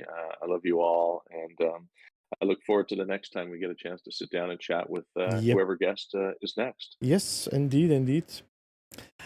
Thank you so much, everybody, in the chat as well. Really appreciate you all joining. Thank you for the super chats, the gifted memberships as well, all the thumbs ups and the chatting around. I really appreciate you all. And I will see you again very, very soon for another No Man's Sky stream. I will let you know. But that's going to be it. Take care, everyone. No, Lee, KJ is not streaming tonight, so we'll be raiding Flowery Squirrel tonight. Thank you so much. I'll see you all later. Thank you again, DG. Have a good reminder of the day. Yep. And thank you very much, everyone. And thank you, Beebs. Time for the Bum Bum song. Everyone loves the Bum Bum song. See you all, guys. Bye-bye. Take care.